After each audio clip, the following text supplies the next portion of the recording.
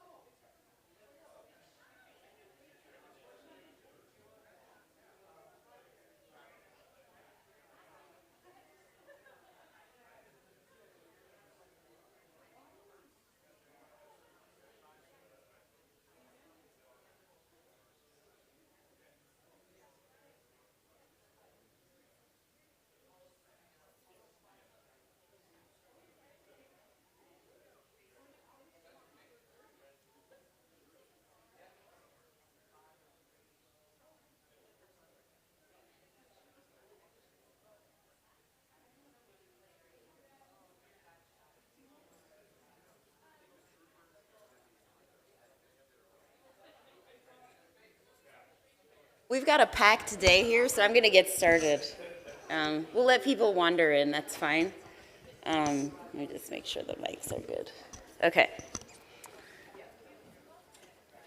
So, welcome to the 5th Resilient Vermont Conference. This is my first one. My name is Kawa Duogi. I'm the co-director of the Norwich University Center for Global Resilience and Security. And before we start, we have our acting president and provost, Dr. Karen Gaines, here to give us some opening remarks. So I will introduce her, and we'll kick off the 5th Annual Resilient Vermont Conference at Norwich University. So Dr. Gaines has served as the provost and dean of faculty at Norwich since 2022, where she oversees academic affairs and internal operations. Prior to her appointment, she served as the Dean of the College of Arts and Science at Embry-Riddle Aeronautical University, Daytona Beach campus, where she started the Aerospace Physiology program with the Department of Human Factors and Behavioral Neurobiology. While overseeing academic programs for the college, Dr. Gaines was also the academic liaison for the Air Force, Space Force, Naval Sciences, and Army ROTC units. Dr. Gaines worked as a research scientist at the U.S. Department of Energy Savannah River site, served as the department chair for Biological Sciences at Eastern Illinois University, and was the founding director of the Geographic Information Science Center at the same institution. Dr. Gaines' PhD is in environmental toxicology from the University of South Carolina's Arnold School of Public Health, where she worked with the U.S. Department of Energy's Consortium for Risk Evaluation with stakeholder participation to quantify exposure pathways and develop spatially explicit risk models for vulnerable populations living near nuclear waste sites using multiple endpoints. Her work in radiation epidemiology, exposure, risk assessment, and radionuclide fate radiation epidemiology transport earned her the Doctoral Achievement Award for her contributions. Dr. Gaines is internationally recognized for her expertise on the fate and transport of toxicants in extreme environments for both environmental and human risk assessment, specifically as it pertains to health physics, radiobiology, radiochemistry, metals, and organics. Dr. Gaines is appointed member of both Health Physics Society and the International Union of Radio Ecology. She also has active roles with the Aerospace Medical Society and American Public Health Association. So with our focus this year at Resilient Vermont on health and the human side and the individual well-being in natural disasters, we thought it would be great for her to share some of her experience, given her background, to kick off the conference. So if we could please welcome Dr. Gaines.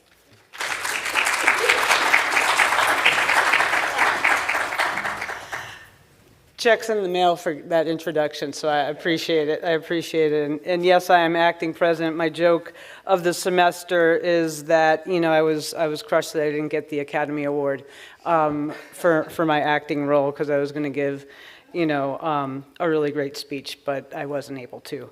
But no, everyone, welcome.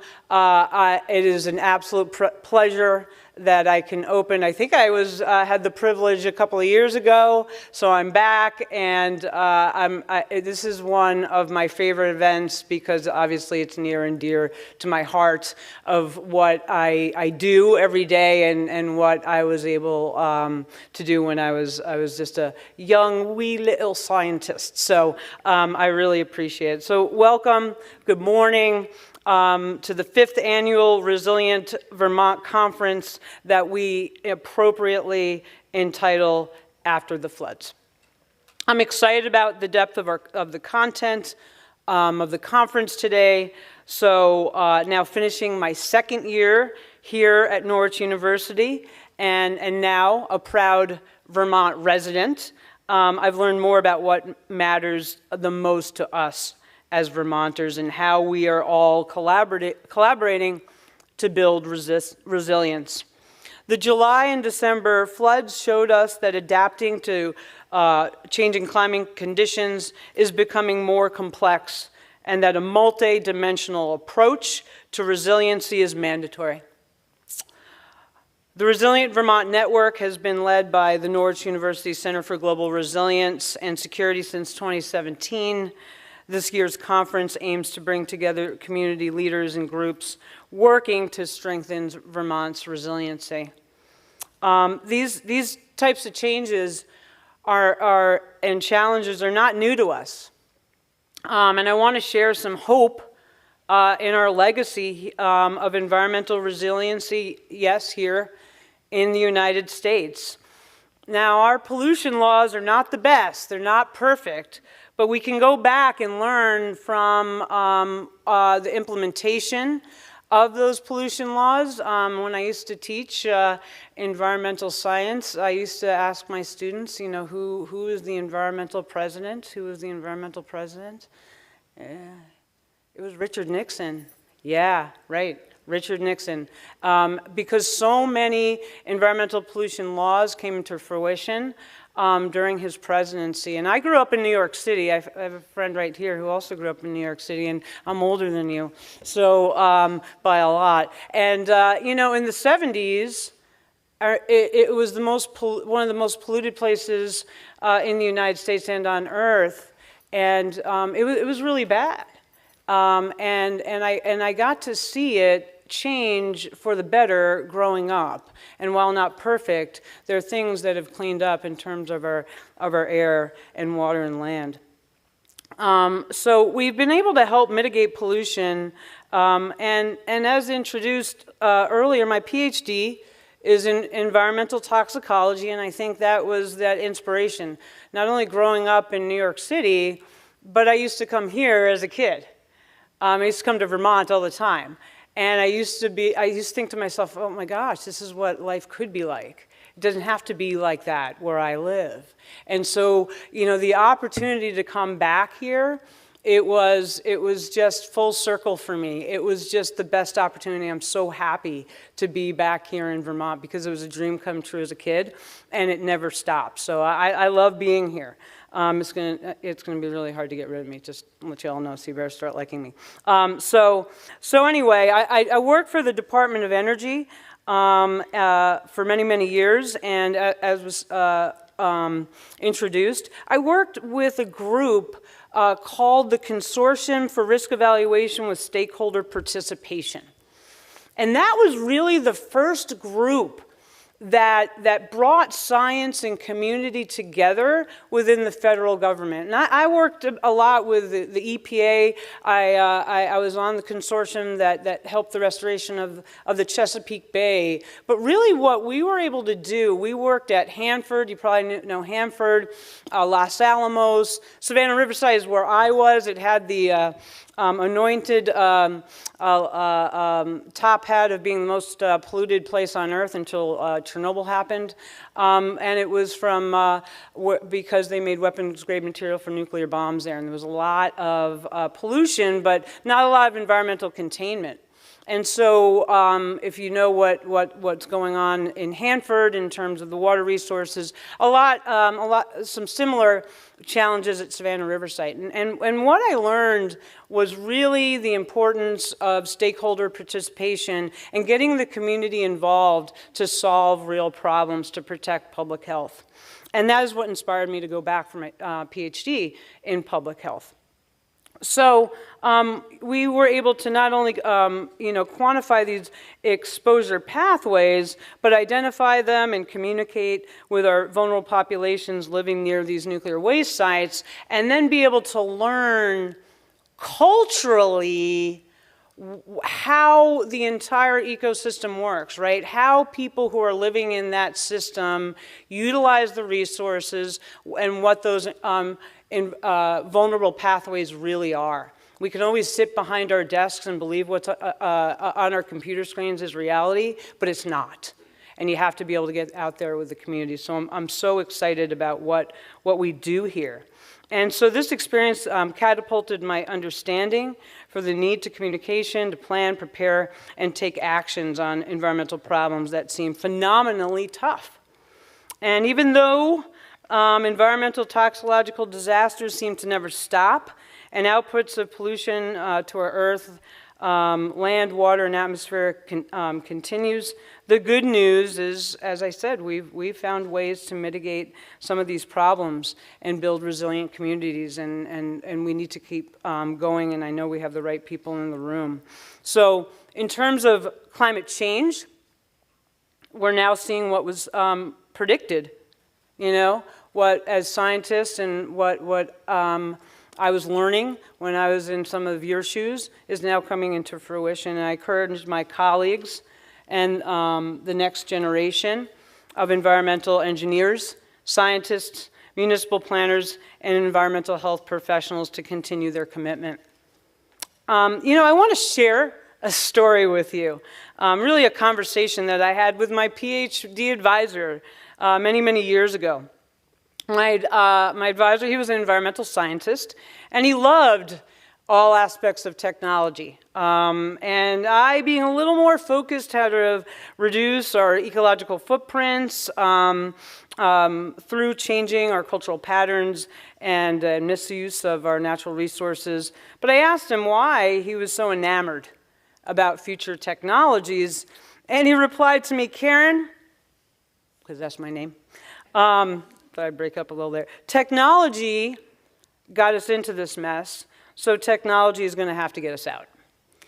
Now, I didn't really like what he had to say, but really, in terms of what I was facing the next 25 years of my life, there was a lot of merit to what he said.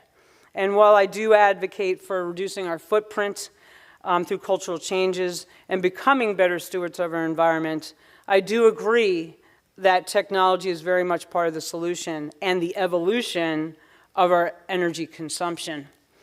So getting back to the focus of this year's conference, we take this balance into consideration and seek to address the challenges posed by our state's recent and continued flooding.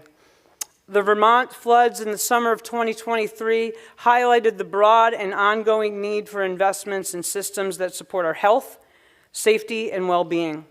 This year's conference draws from a range of novel perspectives on resilience while challenging our attendees to see how the different insights and tools derived from these perspectives can be incorporated into our response to environmental, social, and economic threats. So I encourage all of you here with us today to actively engage in discussions, share your experiences and expertise, and collaborate on actionable strategies for building resilience in Vermont and beyond. So to get started, I want to thank all that was involved in organizing the conference, everybody here at Norwich, our sponsors, our partners, our speakers, and the attendees. Special recognition goes out to our partner organization, University of Vermont Leahy Institute for Rural Partnerships, especially Patricia Coates and Emma Spett. You're here today, all right, thank you so much. Norwich University has a 200-year history of making lasting contribution to the nation's infrastructure, and I urge you to approach our work together with a spirit of optimism and determination. The Norwich I will try conviction requires hard work, discipline, and commitment. So take a journey with us today to continually reach beyond our perceived limits. To meet the challenges ahead, I'll emphasize our shared commitment to the importance of resilience in ensuring the long-term sustainability of our Vermont communities. So welcome, everyone. Thank you.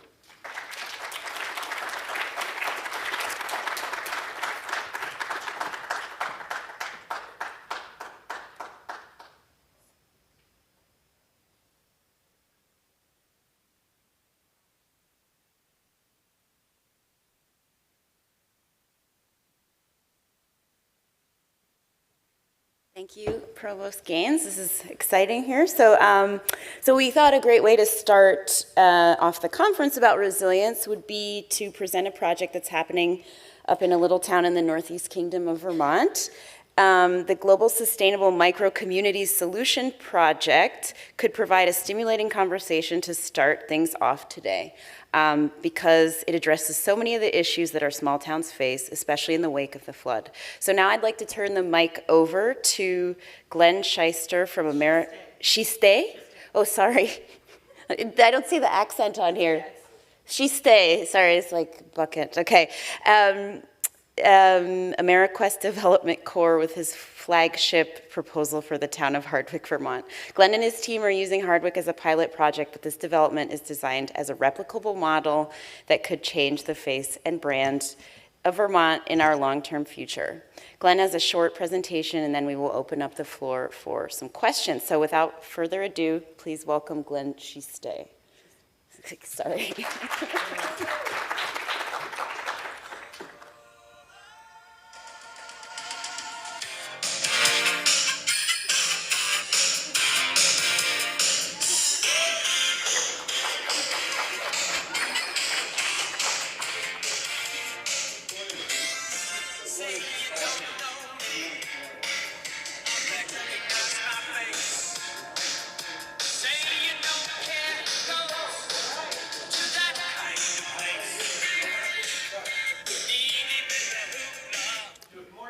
Pick it up, Glenn. Yeah.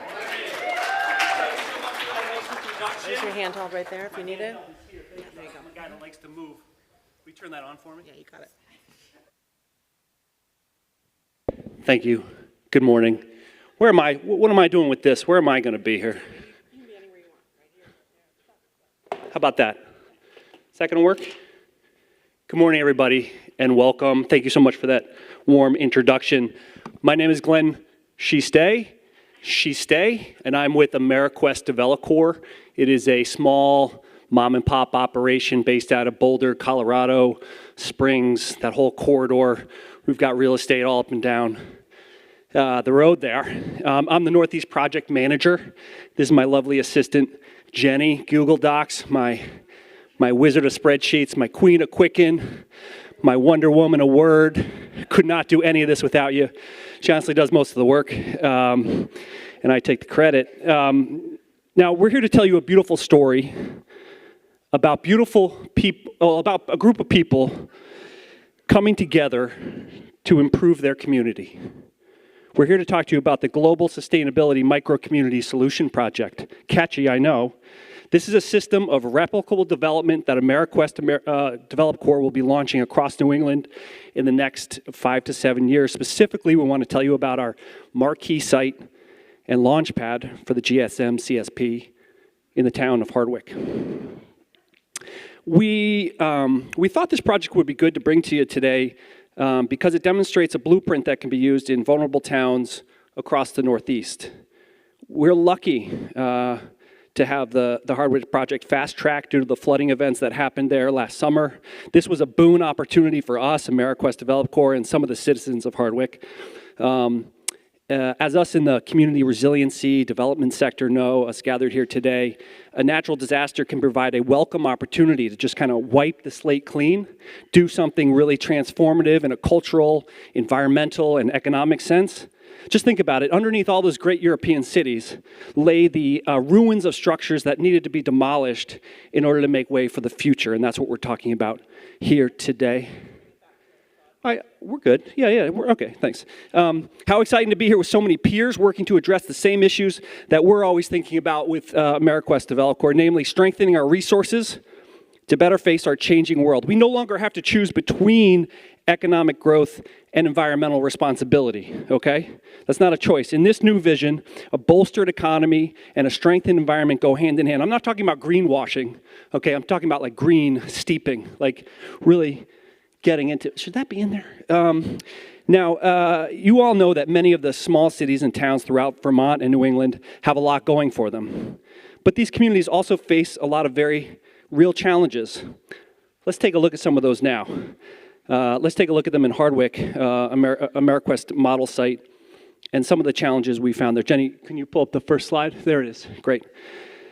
Hardwick needs the same thing that are needed everywhere. Money, boom, jobs, Huatong, housing. Am I right? Am I right? I'm right. In addition, that's the Holy Trinity, you know? In addition, y'all have this problem. Local youth are leaving for better paying jobs elsewhere. Living in such close proximity to wildlife can be a real headache. Look at that. That's a wolf or something. I don't know what it's doing on that playground, but it shouldn't be there. Many people suffer from only partial mountain views, even though you are literally surrounded by mountains. Also, small towns often lack key infrastructure. For example, Hardwick only has one laundromat, which means that folks are not terribly clean or well-dressed.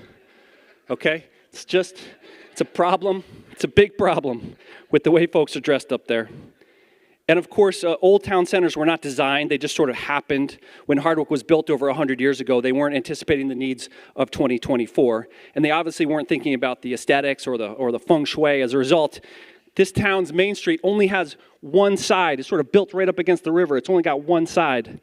How's that going to attract the right kind of people to town? You know what I mean? So these challenges may seem overwhelming, but they are easy to address with a little clever influence peddling, a little clever thinking, and a lot of development. Okay, harder to address is the way of life issue. It's kind of a problem. Our studies have found that the people of Hardwick, and in many places in Vermont, have a troubling relationship with hard work. There's like a culture of resiliency, a care for your neighbors, a civic mindedness. And this community-minded spirit and hard work gets in the way of the tremendous economic impact of personal, individual leisure activities and the associated tax revenue, okay? So we want to fix that, okay? So how can one project solve all these problems? The only thing stopping Hardwick from becoming an ever economically expanding 21st century city is a lack of imagination. Why can't a town with limited housing turn into a place with endless housing? Look at that. Places to live for everybody. Why can't a pass-through town become a destination known for its booming nightlife and its gorgeous recreational opportunities? Well, it can. It can. Welcome to the new Hardwick. Hard work, hard wick. Let's turn that hard to soft. Yes. Welcome to Softwick Falls. Hold for applause. Don't read that part out. Okay, well, I don't know why it's in there. Yeah, see, we got some folks here. This is a model we can use with great success in bland communities like Hardwick and this one all over the country. Our projects are designed to just nestle right into the unique character of the place. Here in Softwick Falls, we're capitalizing on the rugged outdoorsiness of Hardwick as our central theme. To that end, our team of engineers will move a piece of Buffalo Mountain and reroute the iconic Judavine Falls to a more appropriate location, creating a 200-acre campus for Softwick Falls. It'll be centered around world-class helicopter ski resort for the winter months and an adventure whitewater park for the summer months. There'll be flood-safe, high-end condominiums, fancy apartments for guests, and high-efficiency, low-lying housing, tiny crap places for workers. No, don't read that part. That's just those Why are notes. are they still in there? You have to learn. You're supposed to take that. I can't. You're making me look. Come on. Keep going, Glenn. And of course, most of the existing real estate that survives will become Airbnb rentals. So that's a real boon. Everybody loves that for property owners. There'll be a high-speed train with arrivals daily from Boston and New York, and a state-of-the-art ski tunnel /bar /Mongolian bathhouse, so that folks can, and a high-speed food truck tramway so that folks can order while they eat and ski. But that's not all. Softwick Falls will bring highly trained professionals, and phase 2 of the project will involve developing the other half of the main street. Right now, we have plans to replace the local diner, the pedestrian bridge, the terrible rundown newspaper building, and the town garage with either a biotech facility or a vinyl chloride factory. We're not quite sure, but in either case, our contract with Whole Foods has been signed, and it's definitely coming to Hardwick. That's green development, baby. You know what I'm saying? Yeah. And we also wanted to talk a little bit about resilience and natural disasters, right? Yeah. Glenn? Resilience, natural disasters, yes. We're not just real estate developers. Yeah, we do. Let's talk about the Lamoille River. It's the waterway of economic destruction. Okay? And let's face it, it's the real villain in this room. We, at AmeriQuest Develop Corps, we'd be shirking some major responsibility if we didn't address the river issue. So, Jenny, will you bring up the Lamoille Boulevard slide deck? Yeah, thank you. Like the Erie Canal, the Lamoille River is now what is called obsolete infrastructure. So we're going to solve that problem by paving it over and turning it into developable land. Nature can't be left to run wild. She needs to be tamed, okay? Sewer pipe and asphalt is going to solve our problems. We can't let nature run wild. We need to tame it, and then we need to capitalize. So this is really kind of the project in a nutshell. It's pretty straightforward, I think. It draws on a lot of the principles that all of us here support. And our economists predict that the residents who can afford to remain will see their standard of living go up like 30 to 40% as this chart indicates. Yeah. Our scientists predict that in addition to added parking spaces and easier infrastructure, it'll be pretty much bulletproof in the face of potential flooding, droughts, insect swarms, communicable diseases, all the things.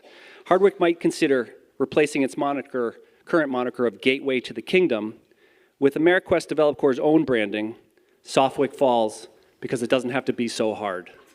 You know, it's catchier. It's catchier. Now, there's a lot here, and are we doing a Q&A on this? Yeah, we're going to do a Q&A. There's a lot to chew on right now. We know you must have some questions for us, so we can take any questions.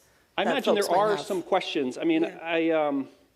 I was having an interesting conversation with Keely Eubanks out there, who's a master's student here at Norwich, does data management, was helping municipalities ensure their servers and data management was safe after the flood. I'd like to talk to you later about doing some Bitcoin mining. It seems a little bit more profitable. I see one over there. Oh, okay. I see a question over there. We don't need to call on Kyra, do we? Yeah, well, she's here, so. You know. Okay. Is there any? There's got to be other questions. There's got. I guess.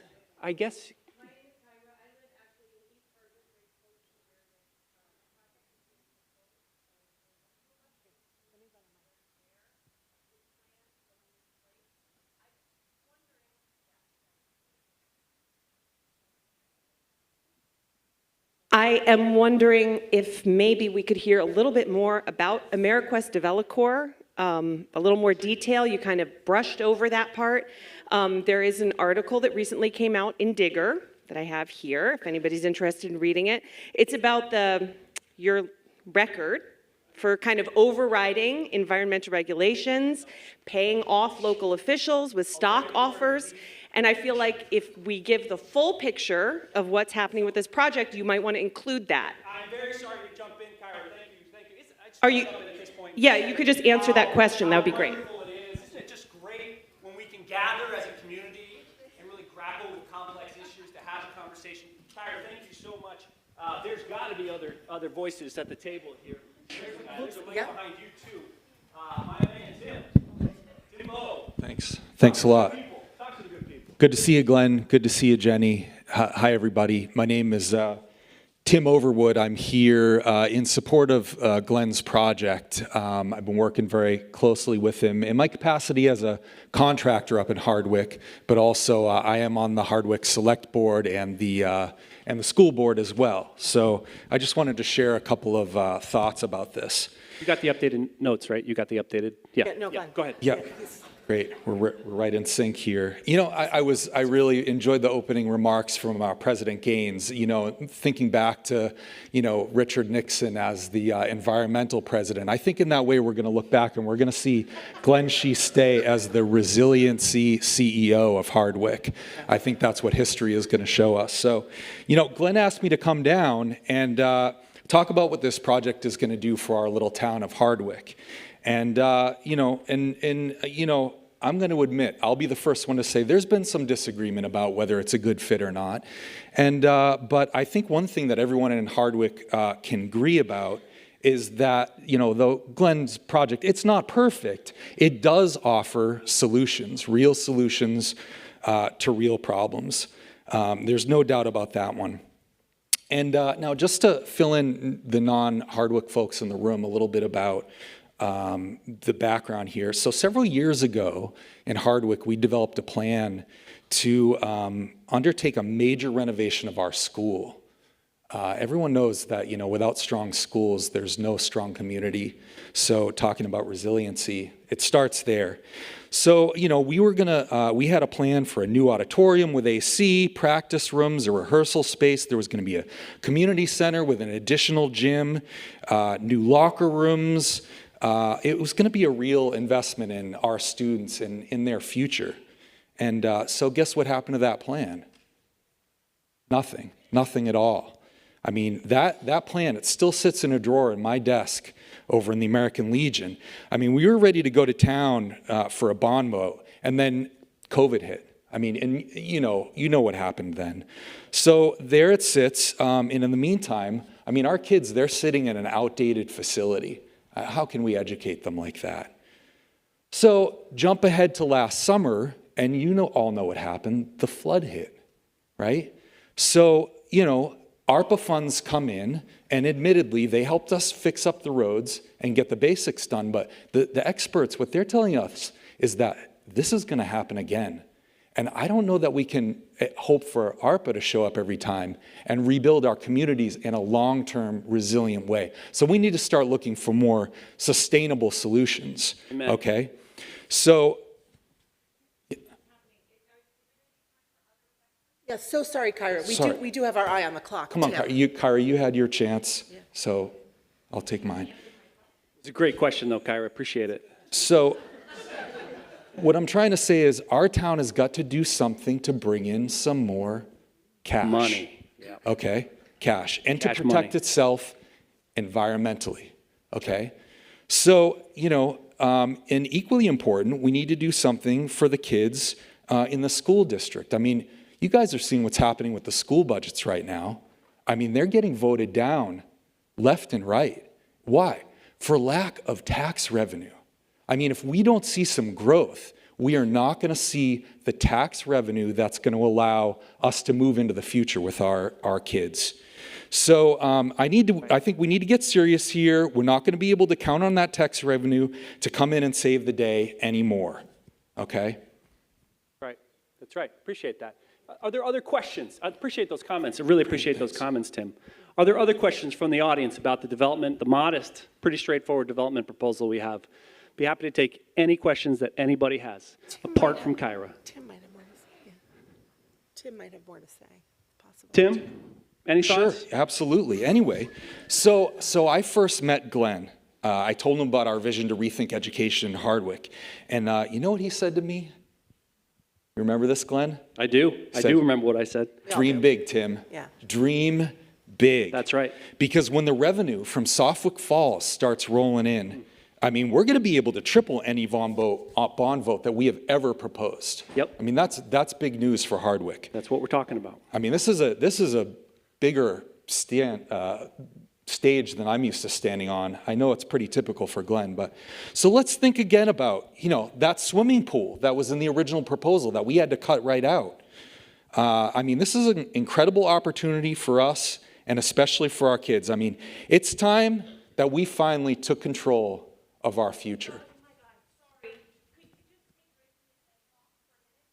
We are not taking control of our future. We're actively handing over control to a multinational conglomerate corporation. Thanks, Kyra. Thank you.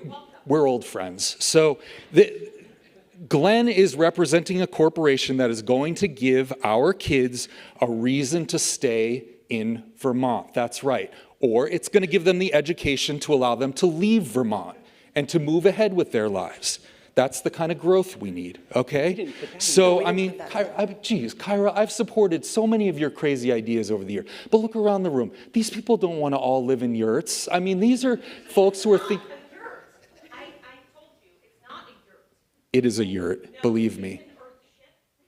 And we don't all want to live in Stowe either. Sorry, Glenn. Some of us want to live in the town that we live in or that we grew up in. Your project is going to turn Hardwick into Stowe's ugly. Not stepmom. No, No, not HR. No, sorry. No, it's not what we're saying. Listen, I really appreciate you, both of you, speaking your respective truths. If there's, are there other questions? There's got to be questions. Lisa Kalb's got to have questions from the Vermont Emergency Management Department. I have questions. Okay. You answered it all. Thank you very much. Okay. That trip to Vegas wasn't successful, Yeah, I guess, huh? Glenn, you all right? Yeah, I'm not Should we? feeling. No, I'm you're feeling great. Was it the coffee? I don't know. Because you had a cheese Danish this morning, but you're not supposed to. Oh, I know. You all Maybe we right? could just pull up the next slides Yeah, for the sure. Okay, all right. for the sustainability and the correlation between graphs and school lunch program and the Oh God, Glenn. I mean, should we? Oh my God. Is there a doctor in the house, but not a doctor of philosophy? Anyone? Oh my God. Is he breathing? He's not breathing. Does he have a heartbeat? No heartbeat. He's dead. dead. Excuse me. We are having some, technical difficulties, and Glenn does appear to be deceased. This may be a good time to tell you what we're doing here. So we'll just take care of the body for a minute. Excuse me. Yeah, we'll just. Good job, Glenn. Good job. All right. Okay, so you've just witnessed a sample of civic theater, in case maybe you thought it was real that whole time, I don't know. We are from the Civic Standard, which is an organization based in Hardwick. This little piece of theater that you saw was the opening of a recent production that we did of a show called Developed to Death, which was a murder mystery dinner theater production. This was the beginning. It was staged at the American Legion Hall as a development review board meeting that everybody was invited to. And Glenn was giving his presentation and then dropped dead. And what followed his death was a 3-course meal alongside a fictional investigation in which we exposed and explored issues of class, town culture, and belonging through comedy and melodrama. We did take actual questions from our audience there in Hardwick, and they did have some real feedback for the proposal, tongue-in-cheek, but still an opportunity to actually share everybody's opinion. So our organization, the Civic Standard, The mission of our organization is to provide Hardwick and its surrounding region opportunities, lots and lots and lots of opportunities to get together by creating a variety of collaborative and unexpected events in which to grow a shared understanding. So from grand artistic experiments like this one, to free weekly meals every Wednesday at 5:30, from teenage collective organizing to full town karaoke night ragers, from mending circles to live concerts, the Civic is an honest and humble effort to tear down barriers between neighbors and to build local resiliency. In this time of intense division, we believe that developing a common and civically minded culture is essential to the survival of our small and rural community. So how do we do this? How do we get people together who are not supposed to be in the same room? We do it indirectly, we do it sideways, and we do it from the inside out, which means we live and work inside the community, collaborating with and including the people who are here, no matter how long they've been here, no matter the circumstances of their lives. We invite everyone to come to the event, the meal, the show, the little tiny living room concert, or the big party. And we offer that invitation very seriously. So if someone wants to come to the show but can't because their car is broken down, we arrange a ride for them. Or conversely, if a teenager comes in after school to our office because he's bored and hungry, we give him a snack, and then we give him a ticket to the show, or maybe we actually invite him to be in the cast. Our organization is housed in the former newspaper headquarters, which you saw on one of those slides, on Main Street in Hardwick. It's on that side, perched right above the Lamoille River, one of the last remaining structures on that side of Main Street. Most of them have burned down. There's been a couple of car crashes where cars have actually crashed into buildings on Main Street. That's happened more than once. There's been some flooding. Buildings have just been kind of neglected and fallen down. So this is one of only a few remaining structures on that side. And when the flood hit last summer, we miraculously were pretty much spared. But our town manager reached out to us the night of the flood because he understood that our organization was uniquely positioned to respond and organize at that moment of disaster. So the night of the flood, we set up an emergency shelter, and in the days and weeks that followed, we connected with a lot of affected households directly. We solicited and received donations. We organized hundreds of volunteers to go into basements to clean up and to deal with people's belongings and yards and cars and all the things that had happened that were small, but that added up to something really big. So there was this one moment where we went from what we considered cultural organizing to emergency response. It happened within an hour. But we recognized pretty quickly that culture and crisis are not mutually exclusive. How we respond in a crisis is part of how we define ourselves as a culture. And any living, functioning culture does not ignore or delineate itself from needs that arise in times of emergency or despair. Every relationship that is built through our programs, no matter how small or seemingly unimportant, contributes to our ability to respond to and survive a disaster. Every unlikely collaboration with the town manager or the American Legion or the local diner strengthens the fabric of our town as a whole. Resiliency starts with human relationships, not engineers or city planners or developers. A community that knows itself can be self-determined and strong in the face of challenges. And here is how civic theater grows resiliency. It's not just about poking fun at reality, though it can be fun. And it is not just about using art as a vehicle to educate or do good, though it may incidentally have both of those results. It is about the practice of community, making something together and being in the habit of making something together that is made of us.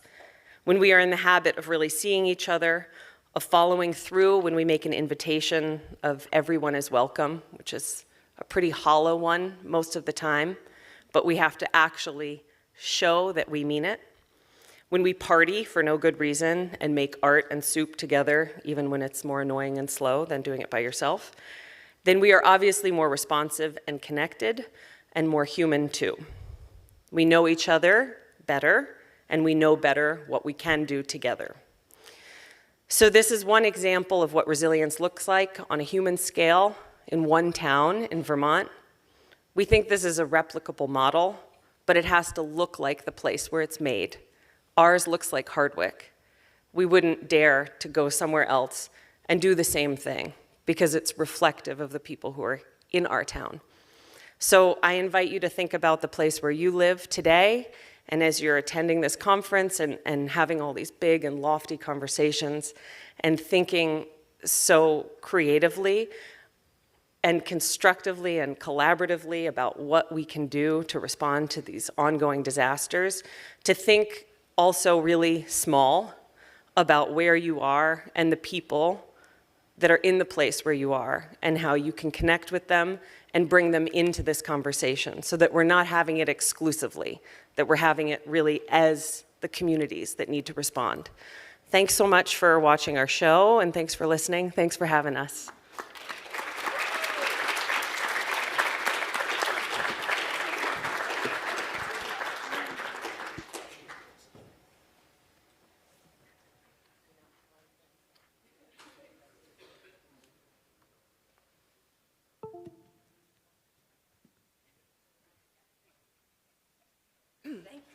Sorry, just some suspects.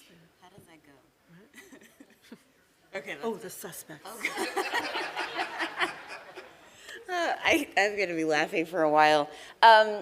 Well, thank you so much, Civic Standard. This was a great segue into our first panel. Before I get started, I just wanted to give everyone a sense of what's going on today. So we'll start with our first panel that will go until 10:40, and then we'll take a short break, and we'll have our second panel, and then after that, we'll begin our afternoon sessions after lunch. So everything's here for the next 90 minutes or so, so just sit tight. There's coffee out there, and yeah, so I think I'll just move on to our next panel.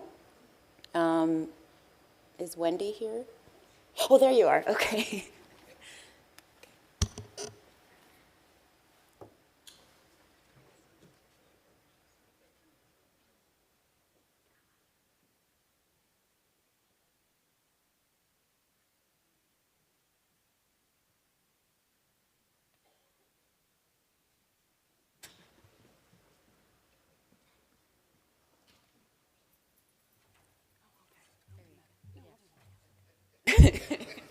Right, we can switch this. Okay, so, okay, let me just make sure this is not too close. Wow, that was a really great segue. So our first panel today is, the performance was a great segue to our first panel, which is about partnerships. So Resilient Vermont for the past several years has been about infrastructure, and it's had a more of an engineering and ecology perspective. And this year we wanted to focus on the human side, the health side from a science perspective, but also the community and partnerships angle. So today we have some really great panelists. Tricia Coates, the director of the Institute for Rural Partnerships at UVM, that was just, University of Vermont, that was just started in 2023, is that right? And Wendy Goldsmith, the CEO of Sustainability Solutions.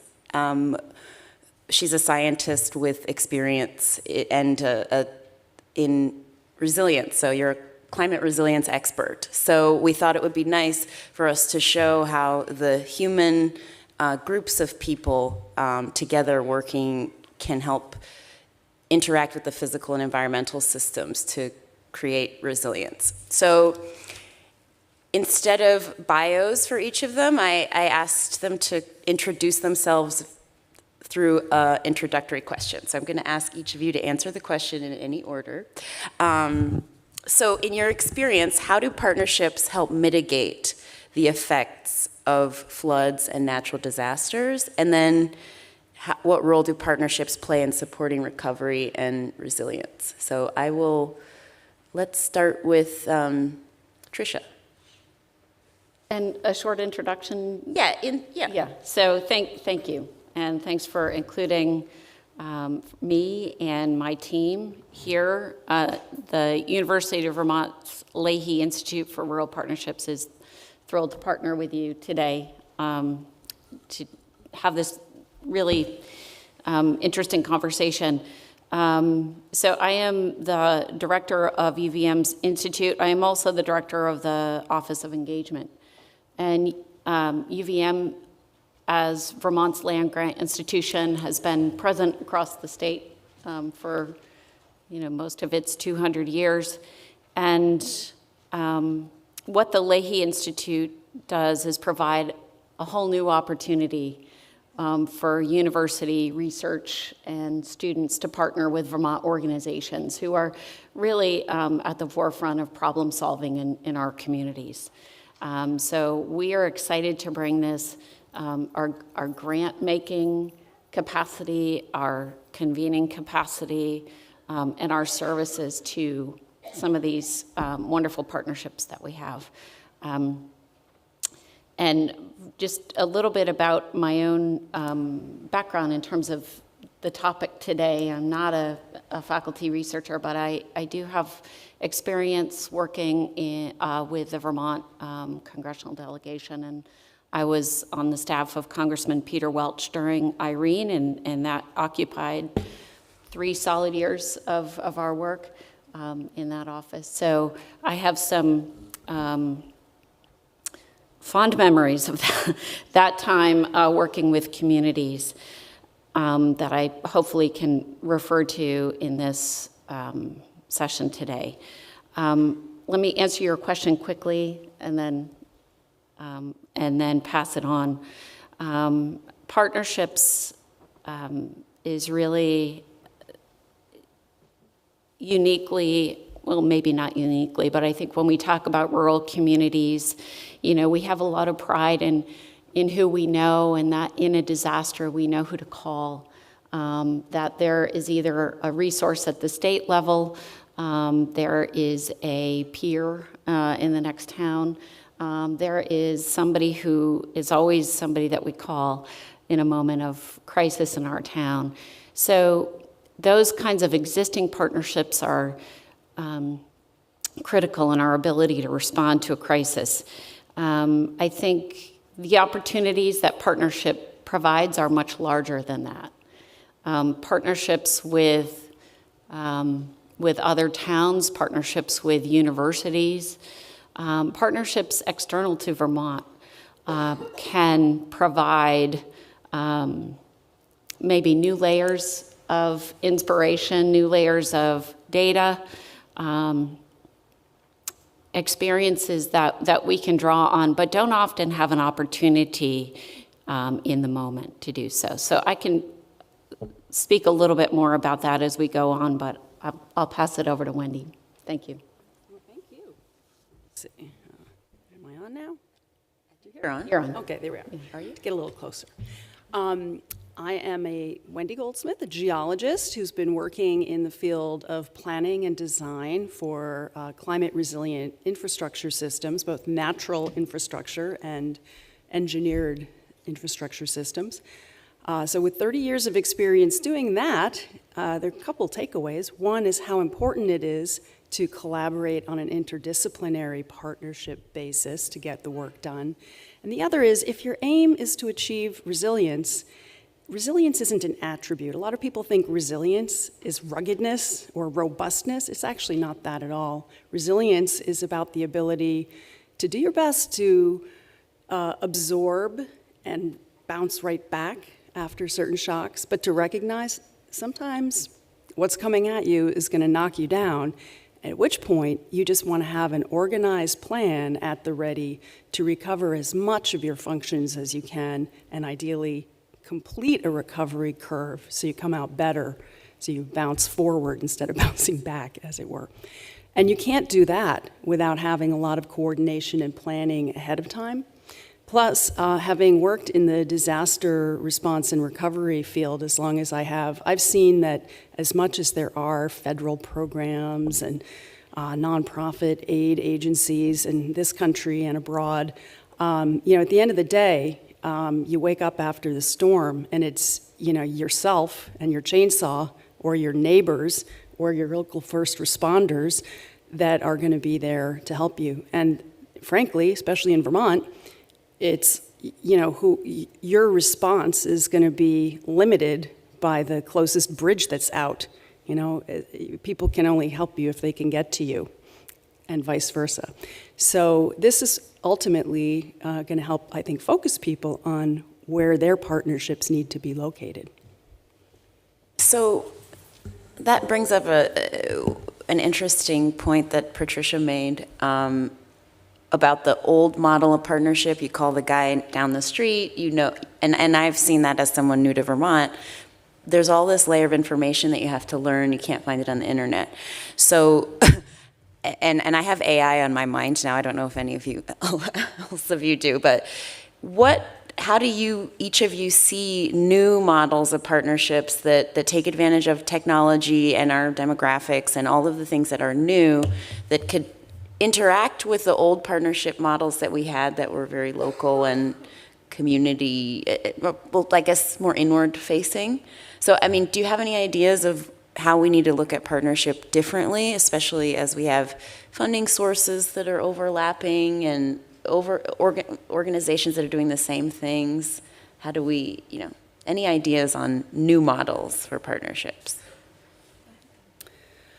Well, I think that, Vermont finds itself in the curious situation that you've been doing drills that are real life situations. Hurricane Irene was very much of a wake-up call, and this ever-increasing pace of storms of higher intensity and greater frequency, it's teaching us that we have to up our game and be more prepared, but we're also keeping it fresh in front of mind so people are aware, not just on days like this in a room like this, that these are factors of life that people need to be prepared to deal with. And I think that probably anybody, how many people in this room have some phone numbers memorized, or at least on their cell phone, for people that you'd call or people that you have called when you had to deal with one of these situations? And then 20 years ago, what did you have at your fingertips that was equal to that? Are you gaining that capacity? Are you building that network? And it's one thing to say, like, oh, who would I call within this agency or that agency? And it's another thing to say is, like, do I have her home phone number? Do I have her cell number? Do the phones work? That's a different question. But I think it's through going through these circumstances that people learn how tightly they have to knit the network of connection.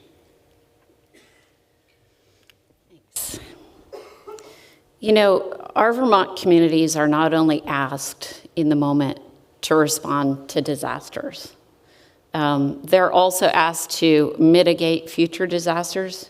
And because we're Vermont, we're asking our communities to end climate change with our policies. It's a lot, and I think we're recognizing that. Certainly, I know my team is recognized in our interactions around the state that, we have a real capacity challenge, both at the municipal and the state level, in terms of doing those three things, those three big things. So I'm not sure, Kawa, that the models need to be new for partnerships. I think they need to be better. And I want to tap this civic standard idea of coming together and understanding who we are as a community, understanding how we work together. Now's the time that we can do that when we don't have a disaster at our doorstep.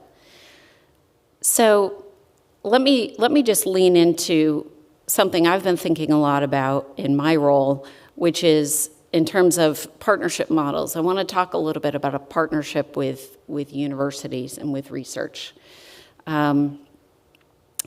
There's, I think a perception that a lot of universities, a lot of research over time have come into situations or communities or agencies and with answers that have been carefully researched.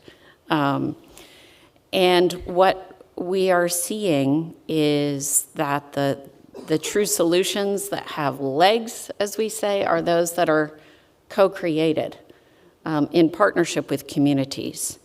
And that begins with finding spaces and time to define the challenges, to co-create the questions that we're asking about those challenges, and then to really test solutions. And that happens best with inclusion in those conversations. It happens best with research that is based in the community, and that can be communicated clearly. The other thing that a partnership with a university can bring is access to best practices from around the country or around the world. And I grew up in a small Vermont town, and we had a problem, and we got together, and we figured out how to solve it. And that's the Vermont way. And it was this amazing gift to grow up feeling self-reliant and capable of solving climate change. But I think what we can recognize with, especially with these overwhelming incidents of flooding and pandemic, is that other small communities that are under-resourced and under capacity, but who have equal measures of resilience and can-do, are going through the same thing. The state, we were just talking on the way here about the state of Tennessee, had extensive river corridor flooding that damaged, wiped out neighborhoods and small villages. And it happened, I don't know when, months before what happened last summer here in Vermont. And I just wonder if there's an opportunity to learn from each other that we haven't thought about. So a university, ideally, forms a reciprocal relationship with a community to support progress through co-created research and work. So with that in mind, Wendy, I want to ask you, you mentioned that we need to up our game because the frequency and severity of our natural disasters, not to mention we have pandemic, we had a public health disaster, we have cyber attacks, and we have all sorts of external threats. What do you see, what does it mean to up our game? And keeping in mind Tricia's comments of university research collaborations with towns and... As a geologist, one of the things that is a cornerstone of the field is the principle of stationarity. So it's like gravity works a certain way, time is time, and if you see, you can understand certain erosion processes where you see mountains ground down and sediments spread out, that this has happened one way since the beginning of time, or the beginning of the planet. And stationarity allows geologists to look back in time and deduce all sorts of stuff. Well, stationarity isn't so stationary. If you're having and there have been many swings in the climate over geologic periods, we happen to be in one that's very destabilizing, basically the most rapid phase of climate warming. And what we know as geologists is when you're in a period of increasing warming, you have increasing frequency and intensity of rainfall. You overwhelm the size and scale of your river channels. You overwhelm the strength of the root systems that bind those riverbank soils and help constrain and maintain the channeled dimensions. And you get complete wanton change. You get rapid erosion, the sort of thing that is not a very neighborly condition to have your community straddling. So, first of all, the engineers of the world have all been said, oh yeah, you can look at your past data about rainfall events and your past measurements of stream flow And we can come up with a sense of statistical order, and we can know that this is the kind of storm that happens once every 100 years. But if you, and this is a storm that could happen once every 500 years. Well, if you ever want to look it up, you can look at a chart of the 24-hour rainfall intensity for northern New England, and there's a really good record of a little over a century. If you look at the first half of the century, it's one pattern. If you look at the most recent half of the data set, we actually are having a storm intensity that is almost double what it was in the first half. And the inflection point of that modest rainfall that you better account for when you're doing your engineering happens to be right about in the 1980s. The 1980s is when all of these stormwater calculating software tools came on the market, and in fact, they're written into the regulations that you have to use certain software tools to do your hydrologic calculations. Well, they haven't even updated the data sets in those software tools since the 80s. So they, in fact, are using data that's not only looking backwards instead of considering the known projections, but it's not even considering the last several decades of data that change the information and really switch up the message. So in terms of how to think about all of this, we have to call into questions what it is that, how we regulate things, who we hire and include on teams. If you don't have if you don't have someone with some knowledge of climate science on your engineering team, you could screw it up royally. Happens every day of the week. And you could actually, I will tell you this, I've seen that there are some gaps and limitations and disincentives that Vermont has out there to adopting different tools that are more resilient in the face of climate change. Vermont is a little prescriptive and limiting about handling these decision processes in a way that I consider appropriate and up to date. So there's a lot to dig into there, but that's my fundamental message. Do you see any opening for universities, or if we have, like Wendy says, a system of regulations that might not be appropriate for the problems we have now, is there a role for the universities to? Well, let me back up a little bit, because we're talking about data. And we're talking about, again, the disaster response framework in the state of Vermont relies on our towns in partnership with the state. Okay, so towns are often carrying the burden responsibility of responding to these crises. Again, what we have identified is a real, not only capacity need at the local level, but a real dearth of data that is really usable by volunteer select board members, by very busy town municipal leaders.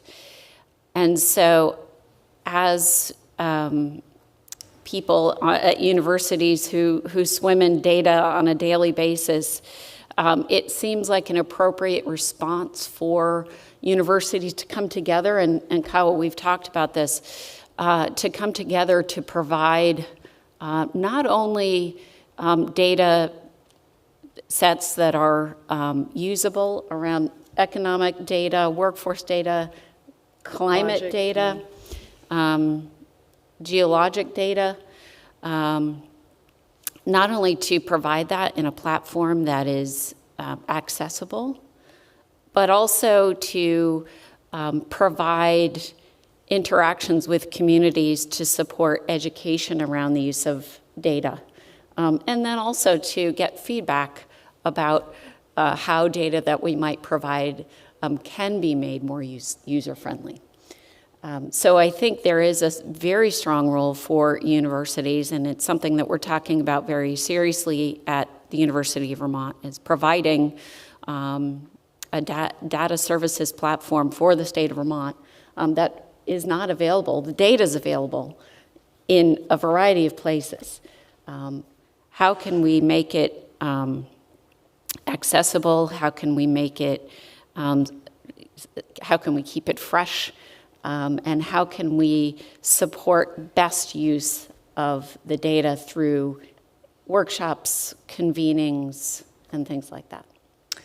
I'll ask both of you this. How have you seen these small towns that are capacity constrained use data effectively? I'm just thinking, if I go to a select board meeting here in Northfield and start talking about data, they'll be more likely to worry about roads and the schools.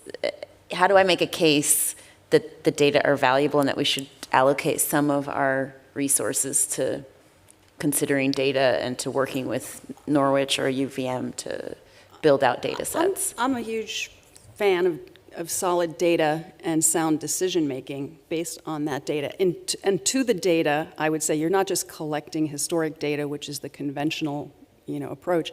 You're also integrating historic data with the best available current forecasts of essentially future data. We kind of don't even know what to call that stuff anymore, but you need to plan, you need to know what the end of the service life of your engineered system will be and use that data set, not just looking in the rearview mirror. That's the major point. And I also think that this issue, to get it right, is complicated enough that most trained professionals were trained at a time that that's not how they were trained. And to try to expect volunteers in small communities to get a mastery of that is actually unrealistic. Now, having a centralized set of tips, policies, resources, guidance, I think that's a really good system for it. But I think the message that is the key takeaway for folks in the communities is you can't be trying to rebuild your bridges every 5 years.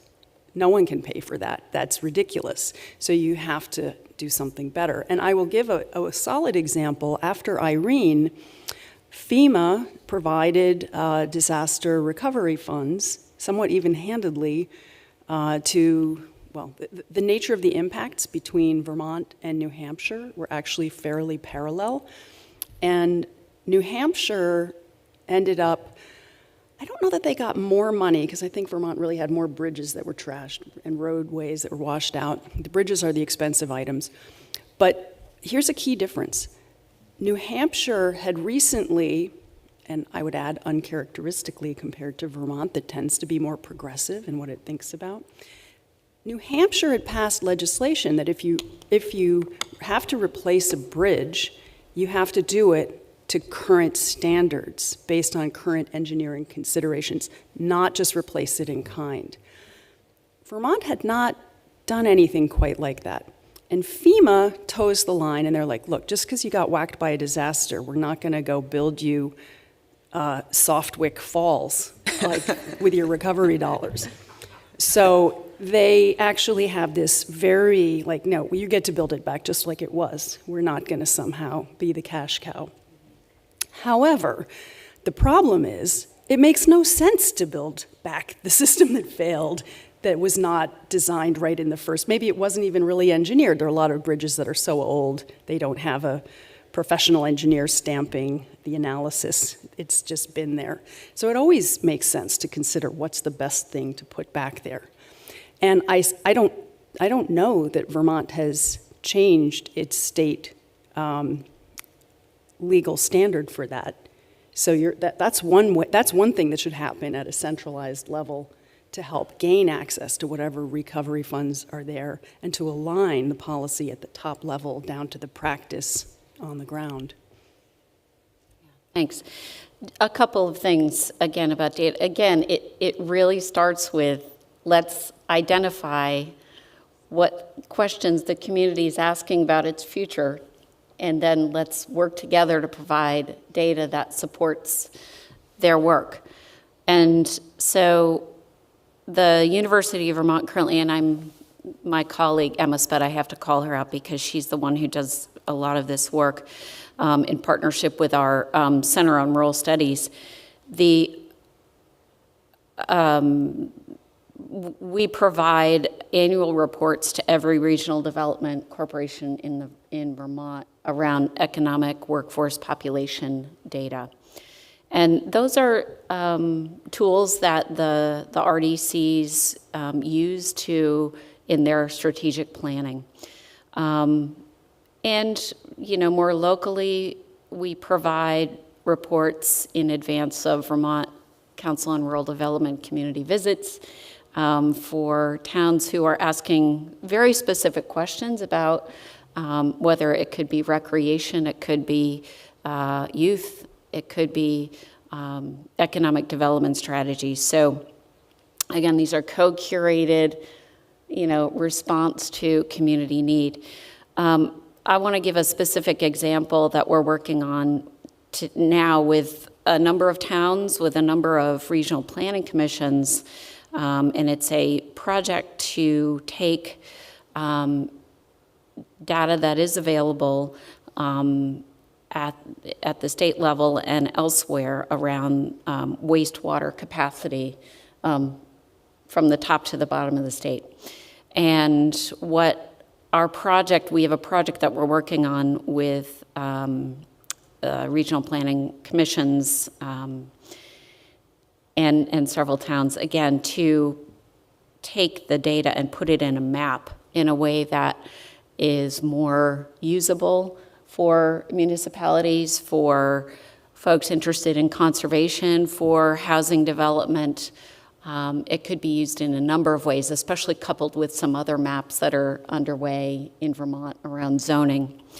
But these are the kinds of things that I think show the value of a reciprocal partnership with a university and a community around making data more usable. We're going to be convening in the fall to talk about how these maps can best be used, how to keep them fresh. So we're super excited about that project. It's interesting. I mean, we're talking about partnerships, and you mentioned informed decision making. So we need the right people and the right information, and then we can make decisions. This is very complex.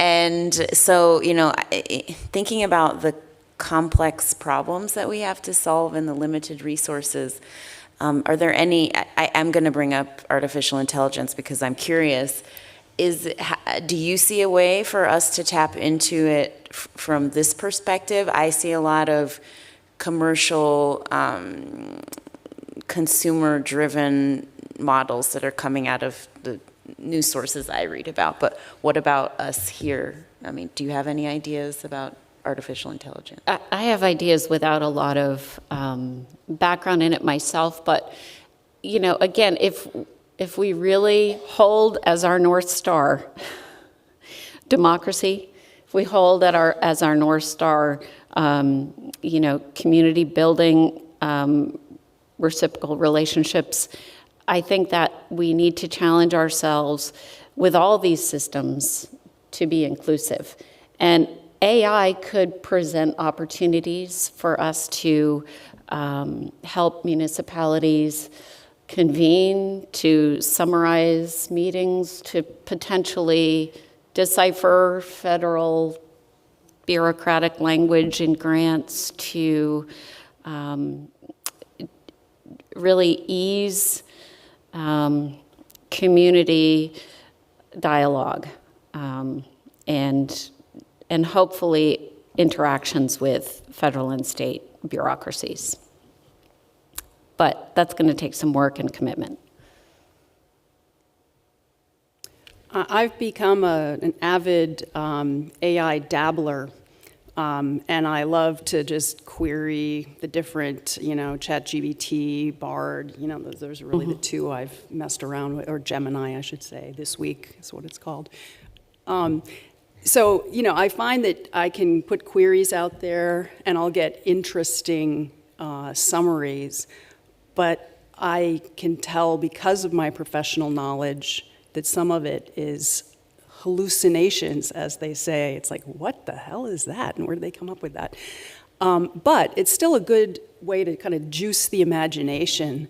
And then I often say, well, I'll take that interesting idea and forget the edit out the bunk and then come away with some interesting thing. I use it as a tool for certain kinds of writing because it's useful that way. Now, my daughter is a data scientist and machine learning programmer, and she's extremely cautionary. She thinks even using it that way is like, I thought you cared about your reputation, Ma. Wow. What I hear from the insiders is that you can get interesting approximations, and even the best of the systems are so far away you probably don't want to make any life safety. It would probably be unethical to consider to make life safety decisions on things that affect public safety. So there's that. Mm-hmm. But the navigating of the bureaucracy. So we're at Norwich. We're holding a business challenge next month, and sponsored by Amazon. So but the request is to make something FDA compliant. So have a generative product make something FDA compliant. So I think this is becoming a theme. If you can feed in the regulations, and we know, I don't know if any of you've tried to interact with the state here to set up a business or anything. It's very onerous. So, if there's a way for us to engage with the bureaucracy a little more fluidly at the municipal level, that might be helpful. Maybe we could reform the laws too, but we don't have time to wait. I guess that's the point. So, I have a few questions. I mean, I have lots of questions for both of you, and I've talked to you, and we could talk for days. But when we're working together with our community members and other stakeholders, how do we know if a partnership's effective?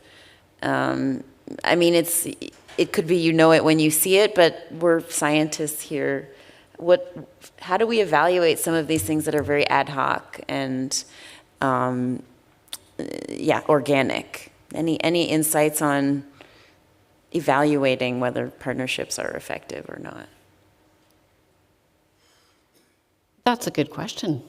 I think, we're new in our institute to partnership work. The university is not new to partnerships, but I would say that, we've had a couple of partnerships that we've learned from over the last year. And so what I would say that we're carrying forward is,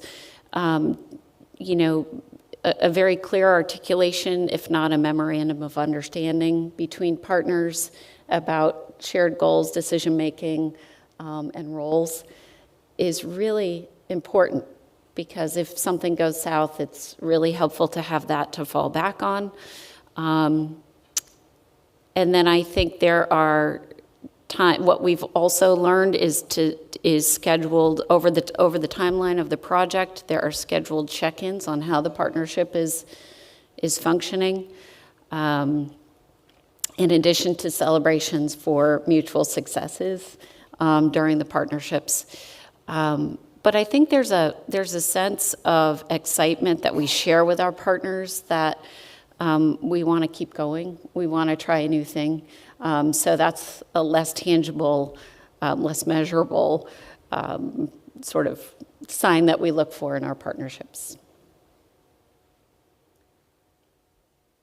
So I was really excited to hear how today's topics were defined not only in terms of being very interdisciplinary among, say, the science and engineering type things that go into flood resilience, but also the social and economic and all of the soft sciences that are part of community prosperity, community integrity, and identity. Because I think that those all represent kinds of partnership. I mean, everybody, I bet all the students in the room are assigned to a particular academic department. We tend to get put into little pigeonholes starting with the earliest days of our education and career development. So it takes a lot of effort to bring people together on an interdisciplinary basis, and it's very valuable to do it. And because you get multiple perspectives and an additive result that's better than the sum of the parts. You also have, I think, so much to gain. This I found really true for myself. If you have people at the table from a public policy standpoint, as well as research, skilled practitioners, and you have this kind of virtuous cycle where everyone's trading their insights, and some stuff that occurs to people after the last floods should fuel the next research and shape upcoming public policy. And if you don't have these different groups at the same table talking and thinking together, you're not going to harness that momentum and that clarity. And then there are, I guess I would say there are two, like, what's a partnership anyway? We're talking a lot about partnership. So I would say there are two types of partnership I would really value. One is this interdisciplinary team definition, where each project, whether it's a planning project or a design and implementation project, it's really good to make sure you keep it partnership-based, where you have local voices and multiple disciplines all shaping it. The other thing I think that's really, really valuable, in fact, indispensable, I would argue you can't get disaster resilience unless you do planning exercises where you pull people in the room and put them through, well, either a real live event, or you sit them in the room and you go through a simulation of an event. Like, okay, this is the weather report we just got. What do we make of it? Like, do we need to evacuate people? Does the power grid need to sort of shift and get into accommodation mode for some future expected potential impact? These are the kinds of things that you do in a drill. And when people go through a drill and get rated on how they did, learn lessons that they hadn't thought about before, and learn who they needed to interact with better in order to succeed more completely, that's the kind of partnership on the fly, if you will, that really tends to have a lot of value during real disaster scenarios. And in other things, you just strengthen communication and you validate why other people matter in terms of bringing their insight to the table. I think I have a lot of takeaways from both of your insights that I live in a small town here, so I can go and practice them right away, and I think that's probably a nice thing about living in Vermont. I think we have time for questions from the audience. I think I want to turn it over to the audience for questions. Any questions in here? Can you get a mic? Can I make you walk down here? Yes. I know you're not afraid. We can hear him. I think we have people online. Oh, that's right. How about I just stand right here? Well, there's people online. Yep. I'm just being difficult. You're being inclusive to all the people who are online. And this is our fabulous economic development director of Northfield, so that's why I'm picking on him. You have no qualifications for that adjective. Fabulous. I do want to say one thing. As we are in a military institution, Vermont is progressive, but on their own selective ways. We're only one of 2 states that still taxes veterans' pensions. So we have work to do that New Hampshire has done. I think you should keep that in mind. My main question to you is, we know the data is essential. The issue that I see in these communities is the data is very high-end, and it's interpretable by professionals like you. But if it's not translated to the community level, then they don't understand it and they don't believe it. Oh, thanks. So, to me, the most important thing, and this is where AI could really help, is to put that data set into more than one AI, because it's very important to check multiple platforms, try and prompt it in such a way that it can't hallucinate as much, and then have a professional like either of you check it to make sure it's all right, which would take less time and maybe give more resources to each community to agree they're discussing around that data set that they all understand. Yeah, I agree. And I think the key piece of that is having the interaction between the community and the data folks. But I think there's also ways to represent data in graphs, in maps, that will truly be more useful to our small communities. I agree. I Yeah. do think, too, it also helps to tell them this means that in 5 years, the chance of a flood or a storm or something Right. else in this protected area right now could destroy it. Because I think those real-world models are often missed when those reports come down. And I'm going to follow up. How does Tom, as a municipal government employee who's focused on development and who's forward-thinking, interact with the Institute for Rural Partnerships practically? How does this work? Do you know? That's a great question. Okay. So, we would love to hear from you if we can be helpful in creating that kind of a data set and an explanation. We work very closely too with your regional planning commission and your regional development commission. So we're happy to be in touch with you, as is, and we're happy to work through whatever regional associations you might work with. We work with them a lot and appreciate that very Yeah. much. Yeah. Great. Well, I hope to hear from you. Thank you. Yeah. There's another question. Would you be okay coming to the mic, or thanks. I made him do it. I'm sorry. I shouldn't have done that, but.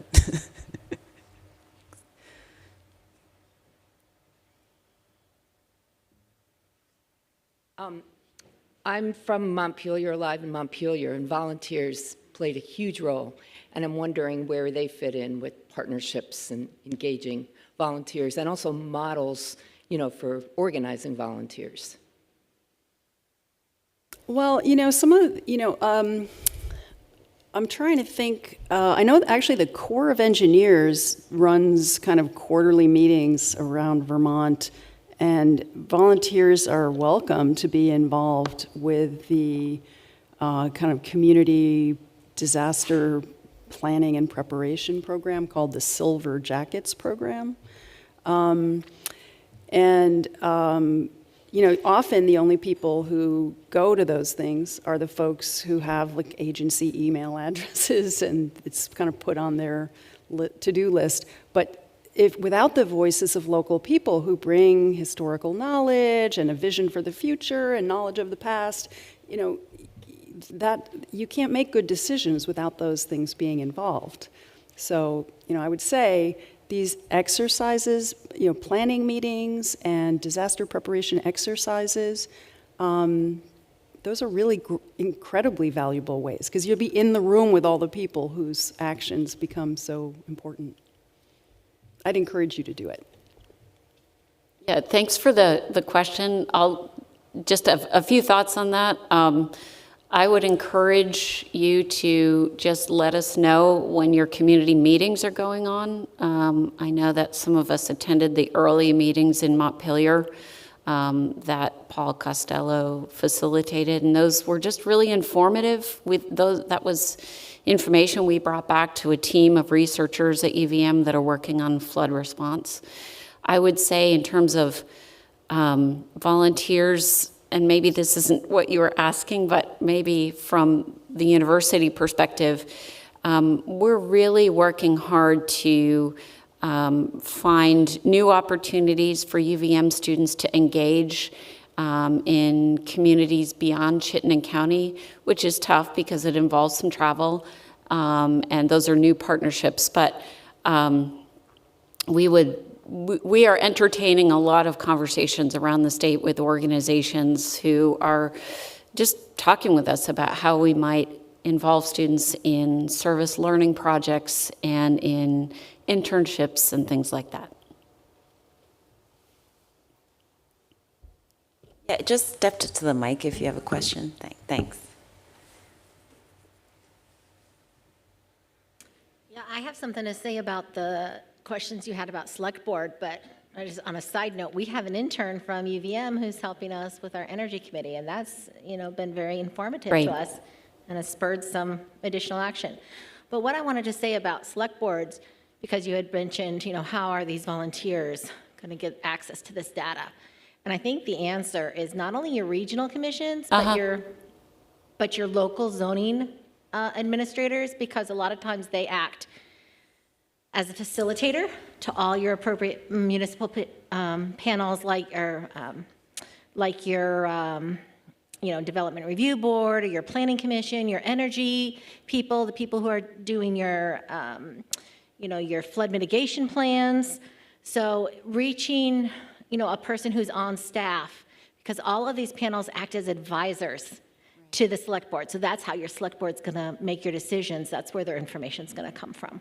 Yeah, that's a good reminder. Do zoning administrators in Vermont have a statewide association, or do they plug We into? do, Okay. we do. We have a listserv, but I'm also with the Vermont Planners Association. Okay. So we have a lot Yep. of local, and it's great to do the regional things, but sometimes it's the regional planners, it feels like they're not really local, they're dealing with a lot of towns. You Right. really got to make those decisions on a local level to get the buy-in from your local people.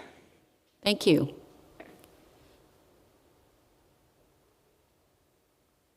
Hi, I'm Maggie O'Brien. I am the Emergency Management Planner of the Rutland Regional Planning Commission, and I want to circle back around for a second to the capacity piece of this. I work with 27 towns, and I am lucky if I can get 2 or 3 of those towns involved in my exercises. I agree that 100% they're useful, and of the few who do attend, they get a lot of value out of it and having those cross-collaboration opportunities and learning what other people are doing at the same time. But my EMDs can never get anyone else from their town, very rarely, to actually attend these exercises when these are the people who are going to be running the Emergency Operations Center, theoretically.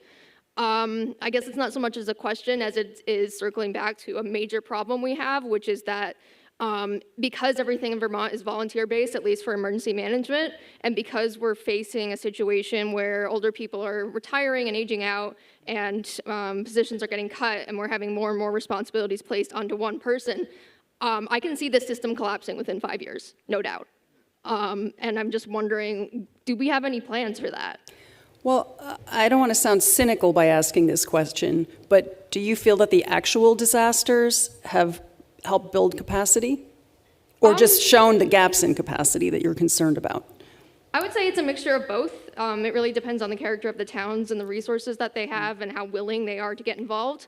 The way it shapes out is typically the EMDs. They're supposed to be managing things from behind the scenes, but often our EMDs are the ones on the ground doing the actual responding because they're the fire chief, because they're the police chief. And so then we have that gap missing in the background. My EOCs, they're never opened in our region. They don't even know how to open an EOC or when to open an EOC because that's never done, they just do it, which is great. But then when you lose that institutional knowledge, what's gonna happen? I don't know if anyone had any thoughts about that, but I just wanted to flag that as something that's been bouncing around in my head ever since I started this job. Yeah, thanks. Have you been able to survey folks to understand why that's happening? I haven't done an official survey, and I actually am putting one together right now just to get a general interest level of topics in my region. But my guess, based on the feedback that I have heard from one-on-one conversations, is that it's largely due to the fact that people aren't paid and they don't want to step up to the plate if they don't get paid because cost of living is so high and responsibilities are so. It's everyone's spread too thin. Yeah. Just something to consider. Thank you. Yeah. Thank you. That's tough. Hi, I'm Maria. I use she, her pronouns. I'm an Eco-AmeriCorps member in the Water Quality Division at the Agency of Agriculture. And something that we've been talking about is how to be more inclusive and equitable in our hiring. And one thing that I really do love about Vermont is how tight-knit it is, and I think that Vermonters have a lot of pride in still living in their small towns that they were born in, which is incredible. But with climate change, we've also been seeing a lot of climate migration, and I'm wondering if you have any thoughts on how to encourage Native Vermonters to be more open and more inclusive to newcomers to the state?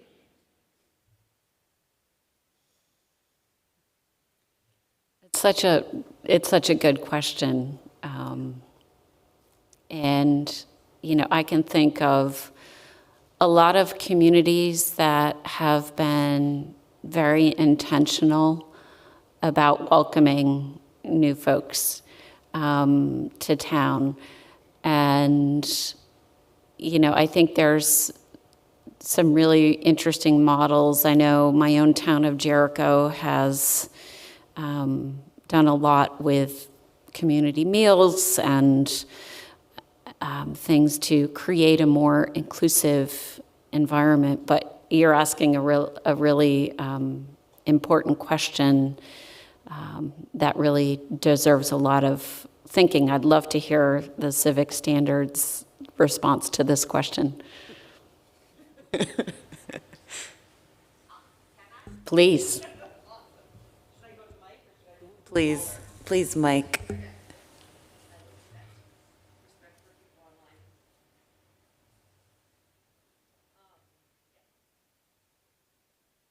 This is sort of at the center of a lot of our work because we live in a community that is very divided. It's not really as divided as it's made out to be in a lot of ways because it turns out to be a pretty easy thing to bring people together, and they want to see each other and they want to trust each other.